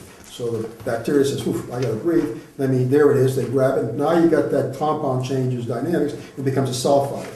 Sulfide hits air, it goes ballistic, becomes hydrogen sulfide, which is not only odorous, it becomes a gas. It becomes corrosive. So we're treating that. So that's costing us money within the plan. So we're addressing it. So chemicals, I am a little nervous about chemicals in general because this wasn't factored in, and I'm going to handle it. I just have to figure out the budget. And one comment I'd like to make as far as odors. We are committed to the people that live within the area of the treatment plant Absolutely. to eliminate those odors. Whatever the cost. And we've come out and told them that, and we're gonna make it happen. Finally, because those folks are over there. I've dealt with those On for Lad Ave, 20-something years, that's correct. exactly, that they've really suffered immensely over on Lad Ave. But they let me know in no uncertain terms, and I agree with them, and I did analysis and really went out there and smelled what they were smelling and spent time with them. And so I called the DEP, to Selectman Cruz, which he's been helpful. The selectmen have been really behind it. And what we did is we got together, Mr. Andrews has been out there many times, we all got together, we met with these folks and said, okay, we know what the issue is. And they've been patient, because my first conversation with them, if they had a rope, I would not be here. And so they've been very patient, and I understand, so we are committed. And part of Siemens' responsibility, the report we get tomorrow, is readjust the treatment plant on the process side. Because what the issue is they built 2 open basins, and they call them equalizing basins, and that's what raw sewer is, and they're wide open. Each basin's 1 million gallons. So what happens when we get a high flow into the facility, we divert it to the basins, equalizing. And then we bring that back in over the night when the flow goes down. And that's a great concept, but the odors are horrendous. And so we were putting a little bit of permanganate, and it just wouldn't do the trick, so we're adding different chemicals. What we've done is we lowered the basin down to 6 inches. We pump it in at a faster rate. We made adjustments at the pump stations to try to control that pumping till it comes into us. And we're going to continue that. And Siemens, one of the things they've done is they looked at that. And they're telling me that we may be able to totally eliminate those basins. Excuse me, because we're going to try. Because if we couldn't eliminate it, I was going to build another equalizing tank, but enclose it, suck the air out of it, and treat it. Because if we have to have equalizing, we must enclose it, because raw sewer is not a pleasant thing, and it just really smells. And chemically treating it is temporary, because you get this reaction time, and this keeps coming in. So if you minimize your reaction time, you can never totally eliminate odors. So we have to find a way, and if we can eliminate using the basin, then hopefully the odors will go away with it. We're also looking at a product from Siemens called Odorfus, and that's added, and what that does is it precipitates out sulfite. It doesn't simply molecularly bond it, it literally drops it out. So once you drop out sulfite where it comes in, then if it goes to the basin, there's no sulfites, so thereby you can't have the odors. So we're looking at a multitude of things, and we're getting ready, we're already in it, because spring, it sounds like we're in spring, but spring's right around the corner. And I was caught by surprise last year when they caught me, so I'm not going to be caught by surprise this year. So we'll put our ducks in a row. How am I going to finance that? I don't know, I'll probably ask anybody for donations, and hopefully we can get it financed out there. But yeah, we've got some, Siemens is going to help us, we've got some, and when we get that report out, it'll be better explained and we can go over it. But we're looking at ways to finance that. We're trying to figure out a budget here, and you're suggesting, if I understand what you're saying here, that the chemical cost may be something in excess of what you have. Yeah, I increased it, it may be. I'm looking at, I looked at what I spent, if you notice, the chemical costs, the same on the chemicals are for the plant, but if you look, hopefully I did, I thought I increased polymer, then I added $5,000 for collection system, $1,500, I increased that by $1,000, $500, and left that the same. And then I add this $2,000. What I spent in the 335, I spent $325, so that's $10,000. No sense in increasing this. I'm going to use that $10,000. So that's what I'm hoping will be enough to cover it. And if it doesn't, well, we'll see. But I'm hoping that covers it. So. Can I ask Derek if correct me if I'm wrong, the last report we had, we don't get a breakdown of water pollution control as far as personnel and expenses up to date. Okay. Is there any way for us to get that? Yeah, I include can ask Jeff. Justin's going to be taking that over, and I can ask him to include Well, that in that, there. thank you. That's not something I've been able to pull up. Yeah. So. Okay, thanks. That's come up a couple of times. There's a couple of major departments, all right, that I've been discussing with the town administrator previously. But there's monthly reports that we would like to receive. There's some quarterly reports that we also would like to receive. And I'm looking at both water pollution control and the police department, and the school department gives us more information. But the first thing is to try to get the monthlies flowing. Right, well, that's what I'm saying. Then once they're done, and because the budgets are so high, and I think we get a lot of questions on those items. So that's sort of a future item. Okay. And then the question also is how often they can easily be prepared without incurring a lot of additional expense. It's on the list, Bonnie, that's what I will say. All right, does anyone else have any questions on the budget? You just touched on something that's of interest to me, and I think to the both of the committee. We've got an $8 million, and this really is to you, Derek. We've got an $8 million business, and I've been on the FinCom for 6 years. We have never seen an income statement. We've never seen a balance sheet. We've never seen a cash flow statement. It would seem to me, just as a suggestion, that if the rest of you can weigh in, that at least on a quarterly basis, we might get that kind of financial information. And I'd ask you for your comment. Do you think that could be done for us and for the town? I think it can be done, especially with the gentleman that we've brought in, who's, It is an enterprise fund. yeah, so I think that's something we can put together on Should be there. done. And look at I think that. the question is, can it be done? It should be, and when will it be done? That's the question to ask. It's an $8 million It's business. 6 I like million, the where did it get word. to be 8 now? 6 or 5, 10. Listening to guy. He's saying, whoa, he's adding the numbers faster than I can. All right. I'll get him to $2 million. It's still a $2 million business. That's a lot of money. No, Just know what's going on, It's a okay? $6 million business. All right, $6 There are also million questions man. on the Guy's a balance $6 sheet. million man. Very much. And we should have regular financials. That's right. There are annual financials that are sitting in the audit, and there's a lot of questions to be asked. And I don't know if Mr. Campino can really answer those questions. Amongst them are is unrestricted net assets of $18 million. And that's a question I keep asking. We're gonna have to get breakouts. Okay. But that means we're gonna have to have an accounting firm that really can sit down and discuss it with us. And I think we're heading in that direction. Once we have it, we need to know those. Probably one of the biggest points is we just received our information from the Department of Revenue, so we had $2.9 million of free cash in the enterprise fund. What does that mean? It wasn't free, people paid for it, but nonetheless. No, I'm saying, a number was given to it. I know it was- I'm sorry, that's it. Big can of worms in about. I'm sorry. Get me Yeah, started. and You so guys- one of the you're right. questions comes up You're is, paid for it. 30%. one of the questions that comes up is, what is that money, what's it used for? Yeah, and what's it used for, what's available? The question of replacement has come up, the question, well, not just the pipe, and as a matter of fact, I was at MMA this week, one of the municipalities proudly announced their $40 million program, where they just finished replacing all the pipe in the town, et cetera. All right, and these are things that I don't know that have been addressed with our water pollution control situation. All right, and these are future items that we have to approach, and the first one will be to get a clear explanation of what we're seeing in the audit. And because there is a balance sheet, there is a cash flow, but some of the terms are nebulous at this point. We need something like depreciation explained to us, and what's happening to that number, where it's going, all right? It doesn't seem to fit in business accounting. So we'll be asking those in the future, and we'll make sure they're on the agenda. But again, I don't think they're. I can't answer. Mr. Campino really doesn't have to. But He can't answer for the books. No, but let me say this, in talking to expense. Justin and talking to Derek, especially Justin, I met him today, I have some questions about money. What happened to the money? Because I don't see it either. I can download it, but it's in such a form that you would have to understand it, not me. So I can look at the numbers and say, yeah, it's great, I got numbers. Okay, great, what do I do with this? So, but my point is he assured me that he will answer my questions, walk me through things, and help me to understand. To me, that's encouraging.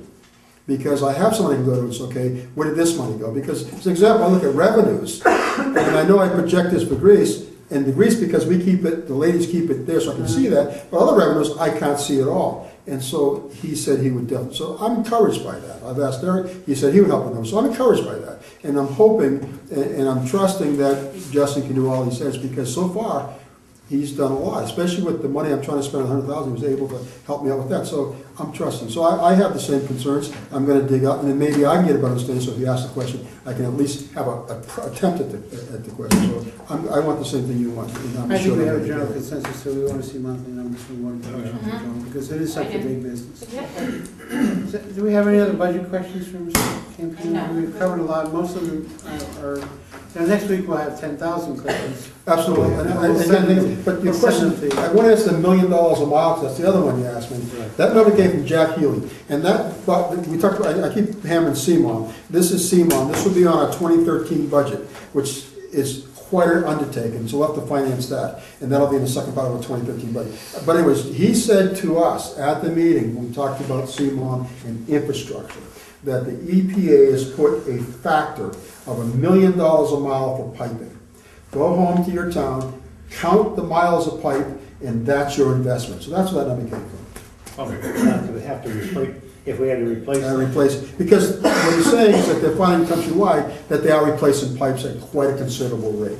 In the interim, there's other people that have got technology that you can line. So we look at that type of thing. So there's more technology out there. And what led into that is because we don't know. We're starting our program to camera, to vector, to look, because if you don't look, you don't know. And that speaks to I&I. We've also started an I&I program because we need to find out what our pipes are doing. We don't like surprises. And so that's what he's speaking to. That's how that number came out. One more very quick question, if I might. How much did this snowstorm last weekend cost us? I can tell you exactly. Nice. Somebody that knows numbers, yes. He was ready. Where you been? Yeah, good for you. Nick, there you go, buddy. That's the one you want. I think we've been set up. Derek, you know, just that. Did you do it, or did somebody else do it for you? Huh? Did you do this? I had my staff do it this afternoon. Okay. My staff's very capable. I'm very envious. Wow. We were set up. $91,000 bucks, huh? Yes. That's Saturday and Sunday. That doesn't count Thursday night and Friday morning. And that, it looks like labor, nothing in here, or the salt's in here, I said. The salt is in there, 24,502. So that one storm, That one storm. And I don't mean to brag, but when the question was asked a couple Wednesdays ago, I was pretty well on it. yeah. As far as our budget goes and what would be spent on a major storm. Unfortunately, snow's gone 2 days later, but But it was there that day, that's it was there that day, that's right. No further questions? Good job. Good job. I thought they did an excellent job, and I commend my, Yeah. Chair, I'll entertain a motion to close committee of the whole. So moved. Second, I'll second. all in favor? Aye. Opposed? 7-0. Thank you. thank you Thank you very very much. much, it's very, very helpful. If you have any other questions on this, feel free to ask. This is pretty good. Thank you very much, Jim. And thank you for your patience. He was ready. He was ready. Nobody else is doing it. See you later.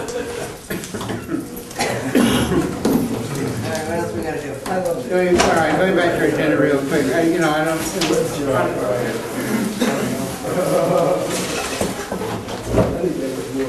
Does anyone have, you wish to discuss the recap on the department head meeting at all, or anyone have any comments? I have only one thing, and I'm not sure how to approach this. And that is, during the department meeting, okay, something disturbed me with the Council on Aging staffing, okay? And what even made me, Mark handed us this chart of town organization, okay? And I don't know whether this is something, he needs to prepare himself for, but I mean, it says Council on Aging is a Council on Aging director and staff, okay? The way it was explained to me is that we don't have a Council on Aging director.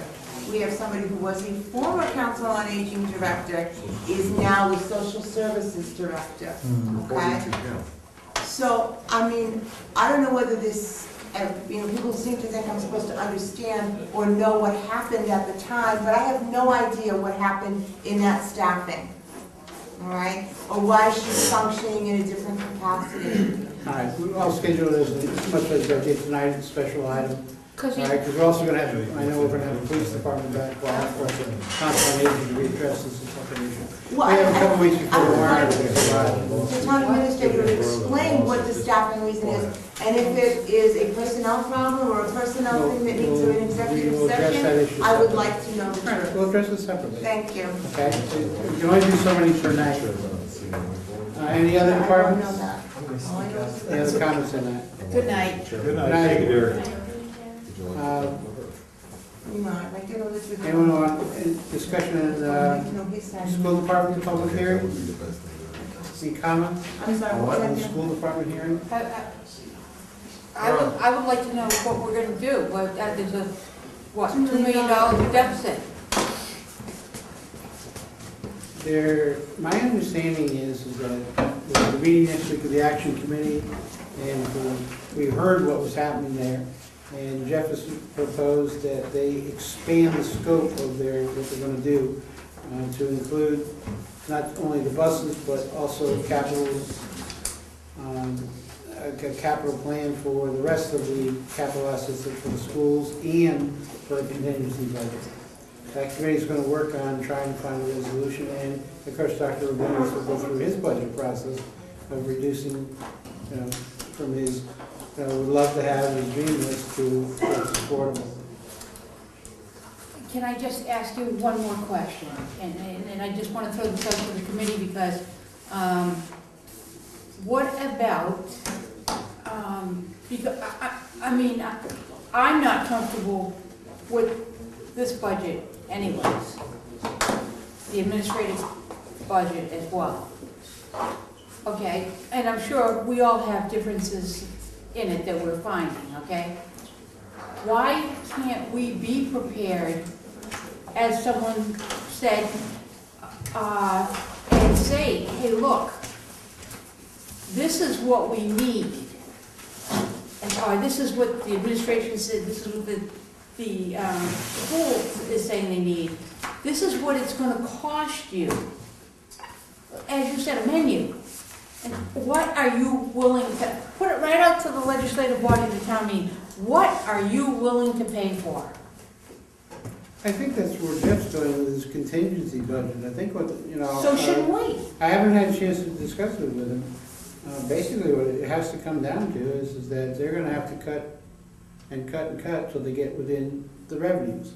And then the question is going to be, well, fine, what do we want to put back and how are we gonna fund it? And that's the key question. And I have areas that I feel are fat here, and I'm sure everyone else has their own opinions as well. So why can't we, as an organization here, as the finance committee, do this? We can recommend amendments to the budget. But But we don't have, do we honestly believe that we have the expertise to go in and do departmental budgets over again? And I mean right down to the point of you want to say, okay, how much is the new town accountant going to cost us? Well, how many of us are out in the marketplace talking to personnel people, et cetera, to find out what's available? That's not what, I don't think any of us are referring to that. No, but I'm telling you, there's a big difference. If I come down to laborers, they come down to carpenters, they come to mechanics, we don't have the expertise that equal to what the department heads have, et cetera. All right, and the problem is that, the day-to-day is what has to be handled, and it has to be handled by the town administrator and the department heads. Now, I think we have a right to say, well, fine, you want to cut 3 people or something? What does that mean? All right, and then I agree with you fully that it should go back to town meetings saying, okay, right, we have to do something. Now, I'm not going to try to tell the town, I don't think we should be trying to tell the town administrator or the superintendent how to do their jobs. I think we can look at it and say, we don't agree with that, we think it could be done something different, but we haven't even heard what they're willing to put on the table yet. And we have to, unfortunately, take the time to let them put it on the table. I think what we need to do is we need to demand that we receive it much sooner than we received it in the past. It's that simple. We need it as fast as they can get it.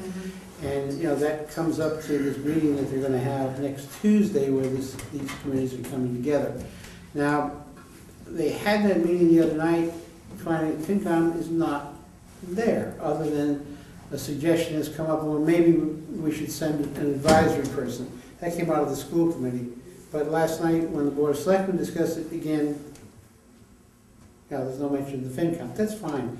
I think our role of standing back and looking at what they send us and putting our opinion forward on that, or going through the due diligence at that point, is the right way to go. Versus sending one person there who's trying to, who's not gonna have any input, any vote, any say, all right? And then somebody coming back and saying, well, somebody was sitting in a chair, so they must approve it. I think the thing is, we said before, that our original letter that we sent, when you're ready, you have a plan, come back to us as fast as you can. That's my opinion, I don't know anyone else feels about it. Bonnie? I got two things. One is as far as the school committee, the meeting went, I found it very interesting that the superintendent's budget, okay, included a new program, okay? Now, I did hear in the news about the whole MCAS was going out the door, that was gonna be the end of it, and they're gonna go with a multi-state testing program. So I understand him wanting to get that up to speed in the next 2 years. However, that was his focus, was instituting those plans and his intervention, etc., when the biggest complaint, okay, of the room was capital expenses, capital problems, okay? And his budget didn't include any of that. So I think they not only have a $2 million problem, they've got more than a $2 million problem. There's no issues or buts about it. They have a huge problem on the capital side. Yes. What they were trying to explain the other night, though, was, first off, there's a state minimum that we're gonna have to spend, and we've got to get to that number first. And from what I've seen on some side conversations, we're not near that number, all right? So that's like a little thing over in the corner that we haven't really talked about yet. And when they come back out of this committee, they're gonna have to deal with that. And that does not include capital. That's just a simple case of running the classrooms, all right, et cetera. Now, do we have other problems? We have leaky roofs, we have ceilings that are falling down. I did a physical tour with Dr. Rabinowitz in early December of all the buildings, all right? And they have a lot of work, and they know it, and they're looking to put forward a capital plan.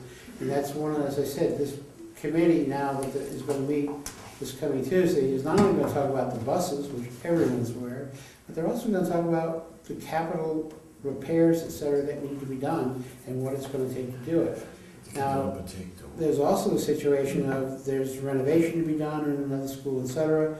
They have a meeting tonight, so I'm pretty sure they've already announced it. All right, we were notified by the state today that the Minot School project can go forward. All right, to see if the state will put up half the cost of completely renovating or rebuilding or whatever. We don't know where that stands right now.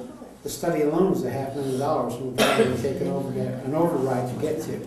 So they're working on it, but I also understand that there's repairs that need to be done to the high school that are also, the state has said, The roof. okay, the roof particularly, all right, that part of, they will help out. But the school's gonna have to spend some money up front to tell them what actually needs to be done, et cetera. So they're trying to work on a capital program, but you're right, the capital program that is required is gonna be millions of dollars. And I'm not talking about even building or renovating the money, put that aside. You're still looking at, the buses are gonna run some $3-4 million, and then on top of that, you probably have $1 million worth of repairs. That need to be done if we do nothing, if we don't even begin to talk about renovation. They should have people taking care of buildings that know how to take care of buildings. They build them and they don't do any maintenance on them. No, those buildings are old. 21 years, of course you're gonna need a roof.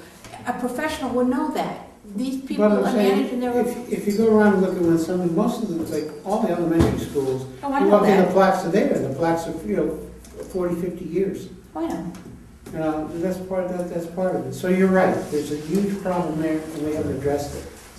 And the other half of But we also have the thing that, remember, our selectmen basically said, they're not really interested in even approaching an override. And No, debt exclusion, they're not sure about, everybody was shocked. Oh my God. And the thing is I don't know where this money's supposed to be coming from. The state's not putting up the 80, 90% that it used to. The best they'll do is 50, but you have to lay out $500,000 first to even qualify. Or you can say no, and probably we're gonna have 270 days. And if we can't come up with the money in 270 days, we drop to the bottom of the list for all our schools, as far as the state's concerned. The other half of what I was gonna ask is, I don't know how you guys wanna structure this, like, moving forward as far as the budget goes. I mean, I understand some of Donna's comments, And there are like a few things that maybe we should go department by department and kind of pass it around the table, what we all feel as though is a plus or a minus, and get the consensus of the committee of, do we like the budget the way it looks at, I mean, by department, is this department okay, is this another department you don't agree with his program? And that kind of thing, just pass it around the table. Because I certainly have opinions on certain areas that I feel as though he's totally lost the battle. All right, one of the questions that I have is we had developed a question of some, and we can add more questions. We already have a question, a list of some 45 questions. It's pretty in-depth. Questions to who? Right, that we were hoping to cover the initial department meetings, was the list I put together. All right, and I think I sent it to everybody. I understand, Right, I wasn't and- talking about And that. some people have given me additional questions to add to it. And my suggestion is that, yeah, we go through and we can put it in department by department and go back to the town administrator and say that these are the issues that we wish to address. But remember one thing too, right now, I don't think either one of them has a budget, either the town or the school. So do we progress tomorrow morning with something, only to know that it's going to come back very dramatically changed? All right, or do we push to get the data as fast as possible so that we can also go back and say, you know what, we think this needs to be cut, that doesn't need to be cut, et cetera.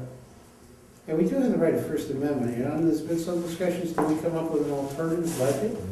No, I don't. Who's going to do the work? It's never been a good idea. We need to go in, I don't say this every year, we need to go in as a group with the town administrator and a plan behind it. That's not gonna happen.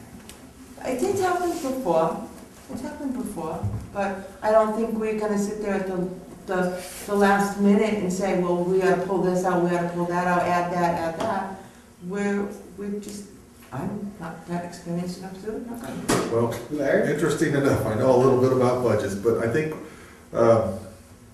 my esteemed colleague across the table once told me something about the cost of, I guess it's benefits cost comes down the road, so eventually it'll come back to roost. And that's what we're doing right now with capital. It's coming back to roost, and it's coming back in a big way in the school system because we don't plan ahead. We look to kick the can down the road, and it is coming back in a big way. And I'll get more into this design committee thing later, but I don't think, here's my problem with the budget process from our standpoint. I don't necessarily, I do agree, I don't want to build an entirely different budget than the town administrator, but our job is to advise town meeting on what we think is appropriate and what's not. So I kind of agree with Bonnie that somewhere down the line, we need to say, we don't agree with these items, because I can guarantee you this year, there'll be people coming up to the microphone trying to zero line items or change line items out there on the floor. And I think that to speed up town meeting, which I'm sure our moderator would really enjoy, maybe we could cut some of those things off at the pass. And I don't mean this politically or vindictively. I think we need to be one voice, come out and say, these are the things we recommend changes to the budget. Not, I don't think we need 7.5 pages or 300 pages of changes, but if we see something that is blatantly we don't agree with, it is our duty, I think, per charter, for us to come out and say this, we don't agree with it, we recommend this change. So I don't agree with putting a new budget together, but there are certain things we could look at from an operational standpoint. And I also think, I don't know if we do it this year or when we do it, but we need to address capital and how we fund for capital. I know people don't like overrides, people don't like debt exclusions, but I gotta tell you, we got a lot of infrastructure needs, we got a lot of school needs, and we gotta address it sooner than later. Okay, Don? Frank, I have a question. Why don't we, this might sound too simple or be too stupid, but you take everyone's budget, you figure out how much you want to put towards capital, how much you want to maybe put back to the school, and just take every department and cut them by a certain percent. You can't, you don't have enough department, you don't have enough operating expenses to cut it. What I'm saying is, you know what money, say everyone decides you want to put so much into capital. But what percentage of everyone's budget will come up with that figure? 3%, 5%? You cut everyone across the board, put that money into capital. I'm listening, Okay, and do the same for other things. It might sound simple, but simplifying this could be an easier route for everyone to go through, rather than go through every page and say, this looks like it's too much money, cut this, but don't cut that. You gotta do a cut across the board, equal percentages, to make it fly. Yeah, but it's not, because it's either gonna be personnel or. There's two departments. There's two I know departments. there's two big departments, I understand that. And maybe if the department isn't so high, you don't cut it. But I think you need to cut across the board. I really do. I think you got two different issues going on here. One thing is operations, the other is capital. The big issue here is not going back and cutting budgets because we want more capital. It's simply an issue of not having enough revenue. So how do we generate more revenue? Because you can only cut so far, and then you lose whatever. I mean, I'm not going to sit here and blow smoke and tell you that the budgets are already at bare minimum, because there's fat in budgets. There A always lot is. of fat. But even if you cut those down, you're not going to realize enough. You're going to lose services, and you're not going to realize enough to offset what you're going to get out of it. The money we're looking to gain is, the only way is to raise taxes, and they're not going to let you raise taxes at this time. All the other numbers of revenue we have is peanuts. You look at the revenue sheet and tell me where most of your money is. Okay, well, let me go this another direction. If you want to increase revenue in this town, people are going to make hard decisions. Number one, we are in a downward spiral. If you take a look at it, we're in a downward spiral. There's no way of correcting that right now with where we're standing. So somewhere along the line, those two words, override and debt exclusion, are going to come up again and again. And somewhere, people are either going to decide that they agree with those. Well, if they don't agree with them, our school system will continue down. You'll see the max exodus, and next thing you know, you'll be sitting in a ghost town. If that's what you want, that's what'll happen. Somewhere along the line, you're not going to get it out of your operating budget. You have a $60 million, $65 million operating budget. You got over $90 million of capital needs. It's not a workable solution. There's also some, you gotta look at some other things in this too. First off, the first thing always comes down to, let's cut payroll dollars, or let's cut people. All right, and this came up before with the unemployment side of it, okay? For every two persons you lay off, you lay off a third one just to pay the unemployment for all three. And you don't see it until the federal the federal unemployment runs out, which is 99 weeks away. So we're a couple of years out. And those are the biggest expenses that we can cut, all right, is payroll. But we don't really cut it. And not only that, but then it's huge service cuts that occur when you do that. Now, the largest departments that have people, well, the school system is obviously the largest one. All right, and we're highly accountable for that at the state and federal levels. All right, if you don't believe me, we know at least one school system that just recently has been taken over. All right, and the state will come in and they'll do whatever they darn well please, and they'll use exactly the thing that you're saying. And then the question is what services just vanish, all right, with no just cause. So we have to try to find a creative way to deal with the issue. Now, part of the problem is towns across the state. When we went to MMA this weekend, everyone that was in the room that I went to on capital planning said the same thing. You have to put 5% a year aside for your capital planning. Now that includes your debt exclusion, etc. And somebody raised their hand and said, our town hasn't done any capital purchases in 3 years. And everybody in the room, right, was appalled. They were ready to faint, right? It's hard to sit there and say, well, we did some last year, but we hadn't done them for 5 or 6 years. And the recognized problem immediately was, if you do that, how do you catch up? Can't. Well, there has to be a way. I understand it's very difficult, I understand that. You know, to sit there and say, you're not gonna get it by giving everyone the budget money they want. I understand. You're not gonna do that. No, there will be cuts. I understand that, but to go across and say, well, I can cut 5% off everything. Everybody. But it's gonna change. It's gonna amount to this. All right, hold on You one mean second. this. The next item, well, we've covered all the departmental costs. We have not covered the non-departmental budget items. All right, that's the healthcare insurance, that's the pension. They can tell you, they announced it's going to be $200,000 this year. Additional, it's going to be what, $200 next year and $200 the year after. This is a long-term problem. All right, there's the whole situation of the unemployment, what's that gonna mean? All right, there's the whole healthcare situation. These expenses are gonna be even higher than the budget numbers we're looking at. Sure, we can sit there and argue about an individual's salary or how much they're making, but even when we put all those together, they're not gonna come close to even covering the mandated increases, let alone what we're short. Then Franklin, what you're trying to say then is you feel, and everyone else in here feels, that there is no way this town is going to go without an override. Absolutely. You say that's the only way. I want to hear it from everyone. That's the only way. There's no other way that you feel that we can get by this without an override. I don't feel that you can. I think we're at that point. Look, it's really simple. One of the ways to do the budget is to come down and say, okay, we have X number of dollars worth of revenue. So fine, so the Board of Selectmen and the superintendent of the schools and the town administrator and the school committee should sit down and each say, this is what we can afford out of that budget. Okay, what's that gonna mean? Hey, lay off 20 officers, lay off 60 teachers, etc. You heard that the other day. Now the thing is real simple. You go to the polls and you say, do you wanna lay off 68 teachers? Well, no, we don't wanna do that. So, okay, to run the system, we need enough money to hire 40, to hire 10 policemen. It's a menu. You go down and say, what do you want to buy? All right, we're now in that kind of situation. Now, people know what they can afford, but they also know what services they want. But I don't think it's necessarily our decision to make that for them. And that's one of the things I keep hearing. It depends upon how the override's structured.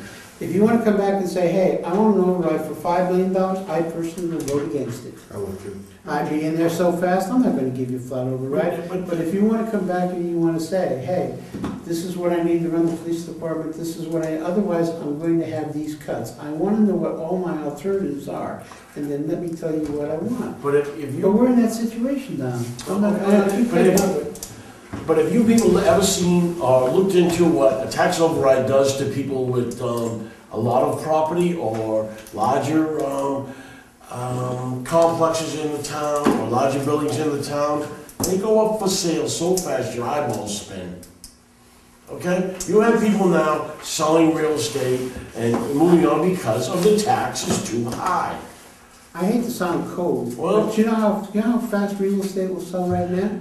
It's not selling right now. Well, no, excuse me, commercial real estate in the town is selling. But what I'm saying is, there's two sides to that override coin. But as Larry said, it's going to sell a heck of a lot faster if you don't have police coverage, if you don't have schools that people can educate their children in. Exactly. But, okay, everyone is saying that we can't educate the kids in school. It's 46% of our revenue. Okay. That's right. 46% of our revenue to educate our children. You know what? Into the wrong kind The of same people that are screaming about how we should be helping the seniors are the same ones that saying we shouldn't be educating our children. I didn't say don't educate No, them. but this is my point. If you're gonna sit there and start looking at putting up projects to help our seniors, when a lot of those, only 10% of those actual units are going to go towards people that can afford them. The other 90% are gonna be market value, and they're not gonna be able to afford them.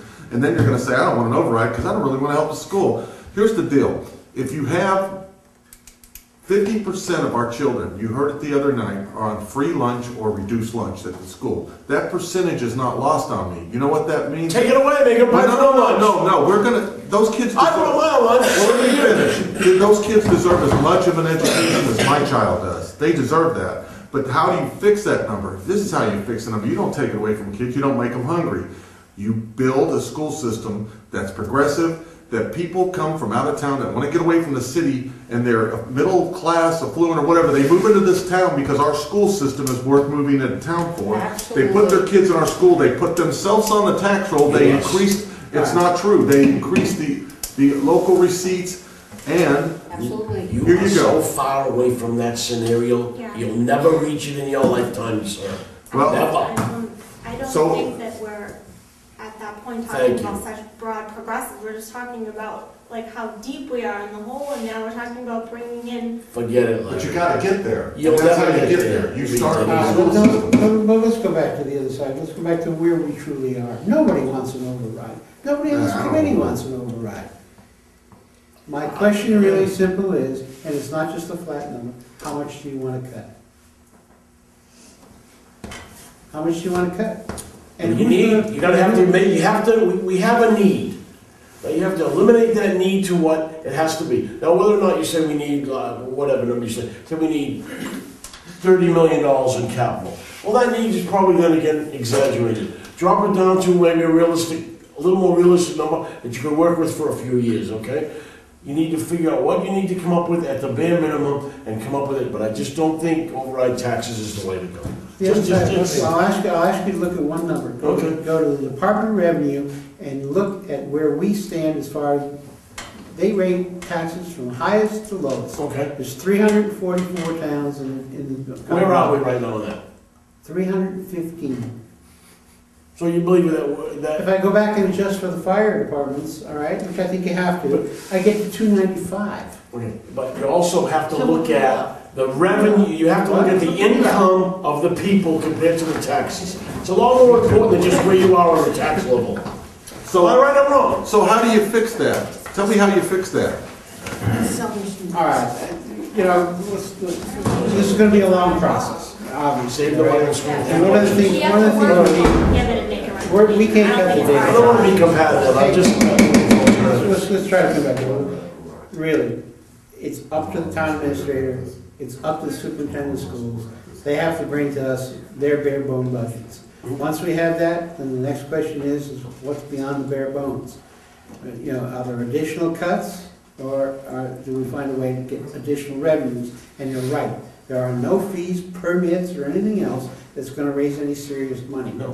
Right, and we have to find a way to put it to the citizens of the town, how do you wanna pay for this? But I'll also tell you, remember, half of the people who are property owners in this town, it's not half, it's a third, Don't live here. don't live here. That's right. They can vacation anywhere. To the, I was surprised, and when Guy said that the department heads were told to build in a 5% wage increase That's right. on top of step increases. Yeah. And in this day and age, That's a huge number. it is a huge number, and if you're talking about, you know, what we have to do is to say to the town administrator, you can't be building in 5% wage increases, and you're gonna have to deal with the unions on that, but you've got the step increases built in.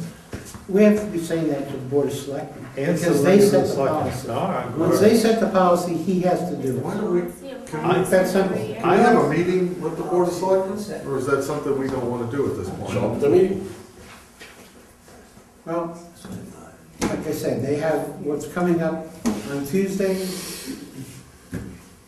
You know, we have to, you know, it's up to you, folks. What do you want to, you know? what you My wanna do? issue is there was probably things we brought up tonight that I saw a little, I don't know that they knew They everything. didn't. And if they didn't know it, then why don't they know it? And maybe this is a time for us to sit down and look. I'm not saying that it's the best thing to do in the world, but if you guys want to, I'm all for meeting with them.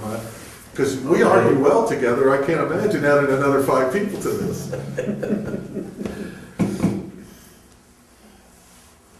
I'm listening. I'll make a motion that we schedule a meeting with a joint meeting with the. I don't know if they'll. We request. I request a joint meeting with the Board of Selectmen. I don't know what date, someone else, to discuss the Is that possible? Is that 2013 possible, budget Frank? and, maybe set up a ring for Dom and I or something. No, I don't, I just have opinions. well, Is that something we can do, Brian? Sure, we can request any meeting to sit down and discuss. We can Do you think request it'll be a beneficial? workshop or whatever, or, pardon? Think it'll be beneficial? They are the only people that can put that exclusions and overrides on the ballot to begin with. because I think they need Right? to know.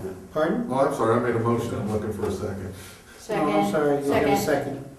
Is it possible? Anything's possible, but they can also decline. Yeah, they can decline, but you know what, the thing is, there was things brought up tonight that they are not, I don't think that they're aware of, number one. Number two, we're here, this is it. We're gonna have to start doing something, and if we choose one way, you know, we'll pay for that, and if we choose another way, we'll pay for that. I would vote against going together with the selectmen, but for a somewhat different reason than you might think. The selectmen last night tried to force draft the capital planning committee to come before them, and I I personally don't want to see us helping to set a precedent in any way, because we have unique powers, as do other committees. I think if we should talk to the selectman, or a select man, and let Frank talk to his counterpart and say, this is really a serious issue, or a serious set of serious issues, and try to handle it that way. Well, they were requiring that other board to come forward. We're not requiring them, we're just requesting a meeting with them. It's a different situation, I think. Do you think that there's going to be something productive out of that, or is it going to be a lot of back and forth and posturing? You know what it's gonna be, Larry. I know, but you know what? Yeah. Look, somewhere along the line, we do have a lot of power, but I think no offense, we have we've got a lot of brain power going on here, and I think we have a lot of good ideas, and maybe they'll listen to us. Okay, I'm an optimist, what can I tell you? I just would like to sit down and ask them the question. I think we might have a couple that would listen to us, or 2 or 3 listen to us, but I do know that Three's the magic number, just for the record. I know, but I'm just telling you, Listening and acting is two different things. it's not, Well, we're not politicians, we didn't get no, voted we're in. business people. Right, and we didn't get voted in, so we We're don't. business people, and that's why people should listen to us. We have nothing, we're not politically motivated, but Yeah, I'm not gonna gain anything But out if of it. it's about making, like you said, making them aware, maybe a written format about our concerns or requesting their There you points go. of view is a little bit simpler, not. yeah, it would be a lot simpler. Simpler is much better. I'm open to it, I just make the motion as, Any further discussion? All in favor? Opposed? Man, Man, you I get just that got out. blown out of the water. One in favor? Only 'cause I don't want to waste my time. Not either. Out of no I was there. All right, we do need to cover non-departmental Made a budgets. motion. The numbers that are there for pensions, for healthcare, for overlay, all those types of items. I'd like to do that at our next meeting. Have the town administrator come in and go over all those items. All right, and those, you're gonna be shocked at the size of some of those items as well. All right, I want to move right along because we're getting a little bit of warrant articles. There will be a number of other additional warrant articles. With what's coming up with the line of school, the school department will have to put an article in for special election for probably a debt exclusion. It's also my understanding that the library will be putting in a warrant article for the town to assume the spending. Yes. All right, that is going to also be coming up. I'm not quite sure what's going to happen on the capital planning side at this point. Those are the 2 different articles that are I'm looking for another article from the library for. right. In the past, we've also been the ones to make all motions at town meeting. When I was in Boston this last weekend, a large number of towns requested their practices is to have capital items made by the capital committee, rather than being made by the finance committee, which we generally make all the motions. I think it's a great idea. If everybody approves, I'd like to go with your permission. I would like to ask the chairman in the back if we may. To the I'd like to ask the moderator, what she thinks too. I can't comment because it has to be a committee answer. Just as you know, okay. How about the moderator? It's the moderator that has. That's what I wanted to- Chairman, but Yeah. Can I you don't know, comment? you want to comment now, or do we want to talk about it later? I think it bears discussion. Okay, well, now or later? Later. Okay, that's what I was gonna ask, was if everybody agrees that instead of, it's our duty to make the motions. All right, and if the committee would like, I will talk with the town moderator and make our suggestion. Okay, you want to and delay the capital decision? planning, because, well, it also gives them the ability, since they made the motion, they have 5 minutes to discuss it, et cetera. Well, you can always fluff your 5 minutes over to them. I think We last just year read the they had motion and- plenty of Yeah. motion last year. There is really, the impression I got when I was up there Saturday was, it really means something when the capital planning committee comes up and says, we need 3 new cruisers, or we need this item, or whatever, because it pretty much implies that they're supporting it. Does everybody agree that, I'll talk to, no, I don't know, just everybody. Would you, agree. you We're gonna entertain skip a the motion? liaison report? No, just, we had our first meeting of the master plan in school. Yes.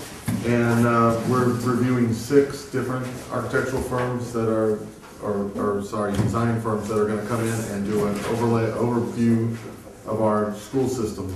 So speaking of capital, that's going to be something that's coming down. We had our first meeting, we're reviewing now and going through a selection process where we have a grid in which to select the one that we think would be best to do this. So I suspect that's gonna result in some additional monies.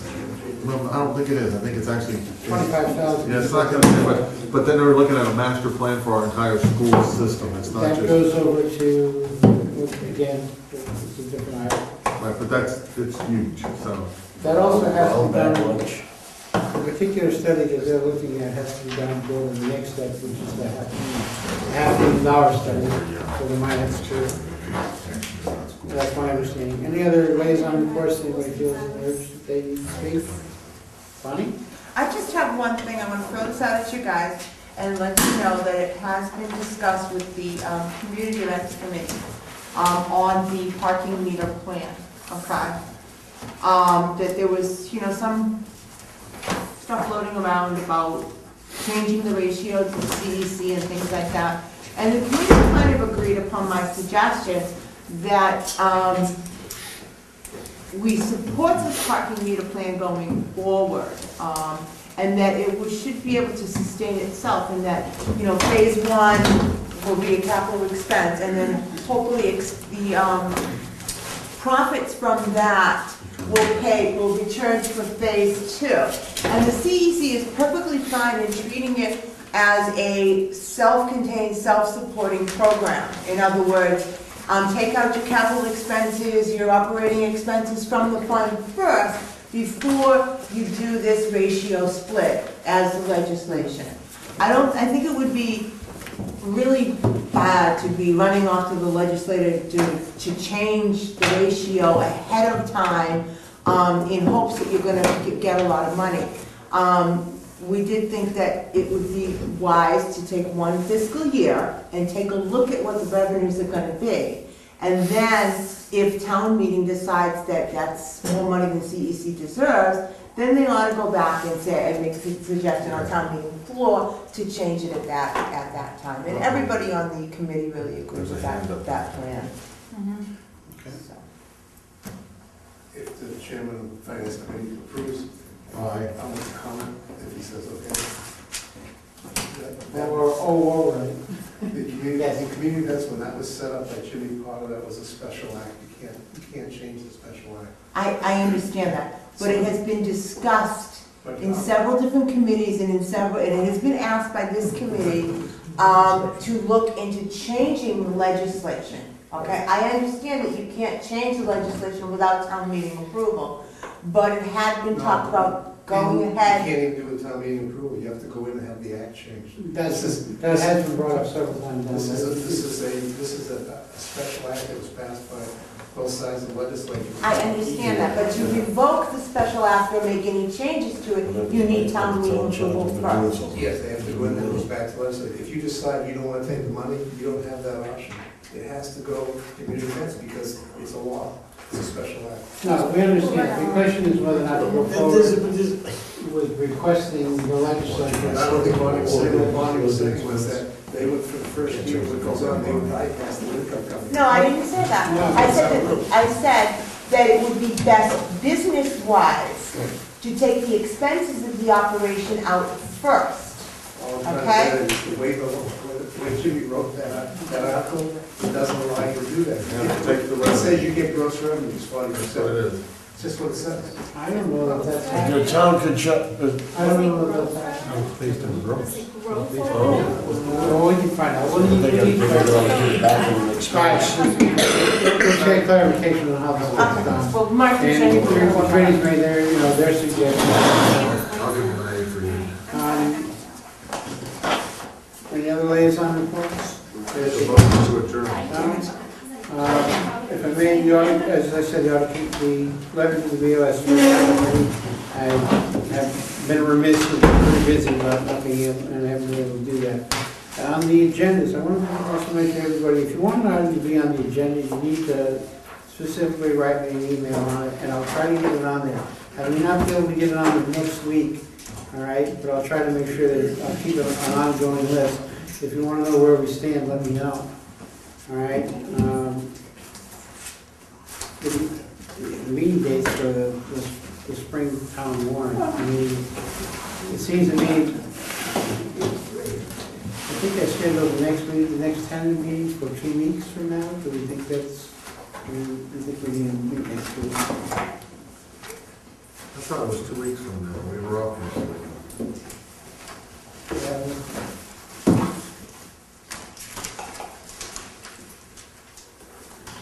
2 weeks from now will be the 8th. Do we want to wait that long, or do we want to continue the meeting? Now, we have a lot of ground to cover on the budget, but I think it's gonna depend on whether he's got budgetary updates. You got till Friday to decide, right? well, what we would do is, next week would be covering really the non-departmental items. I make a motion, we have a meeting next week. Second. I won't be here. All in favor? In favor? Aye. Opposed? Abstained? You said you won't be here. I won't be here. I may not be here either, but I didn't abstain just in case.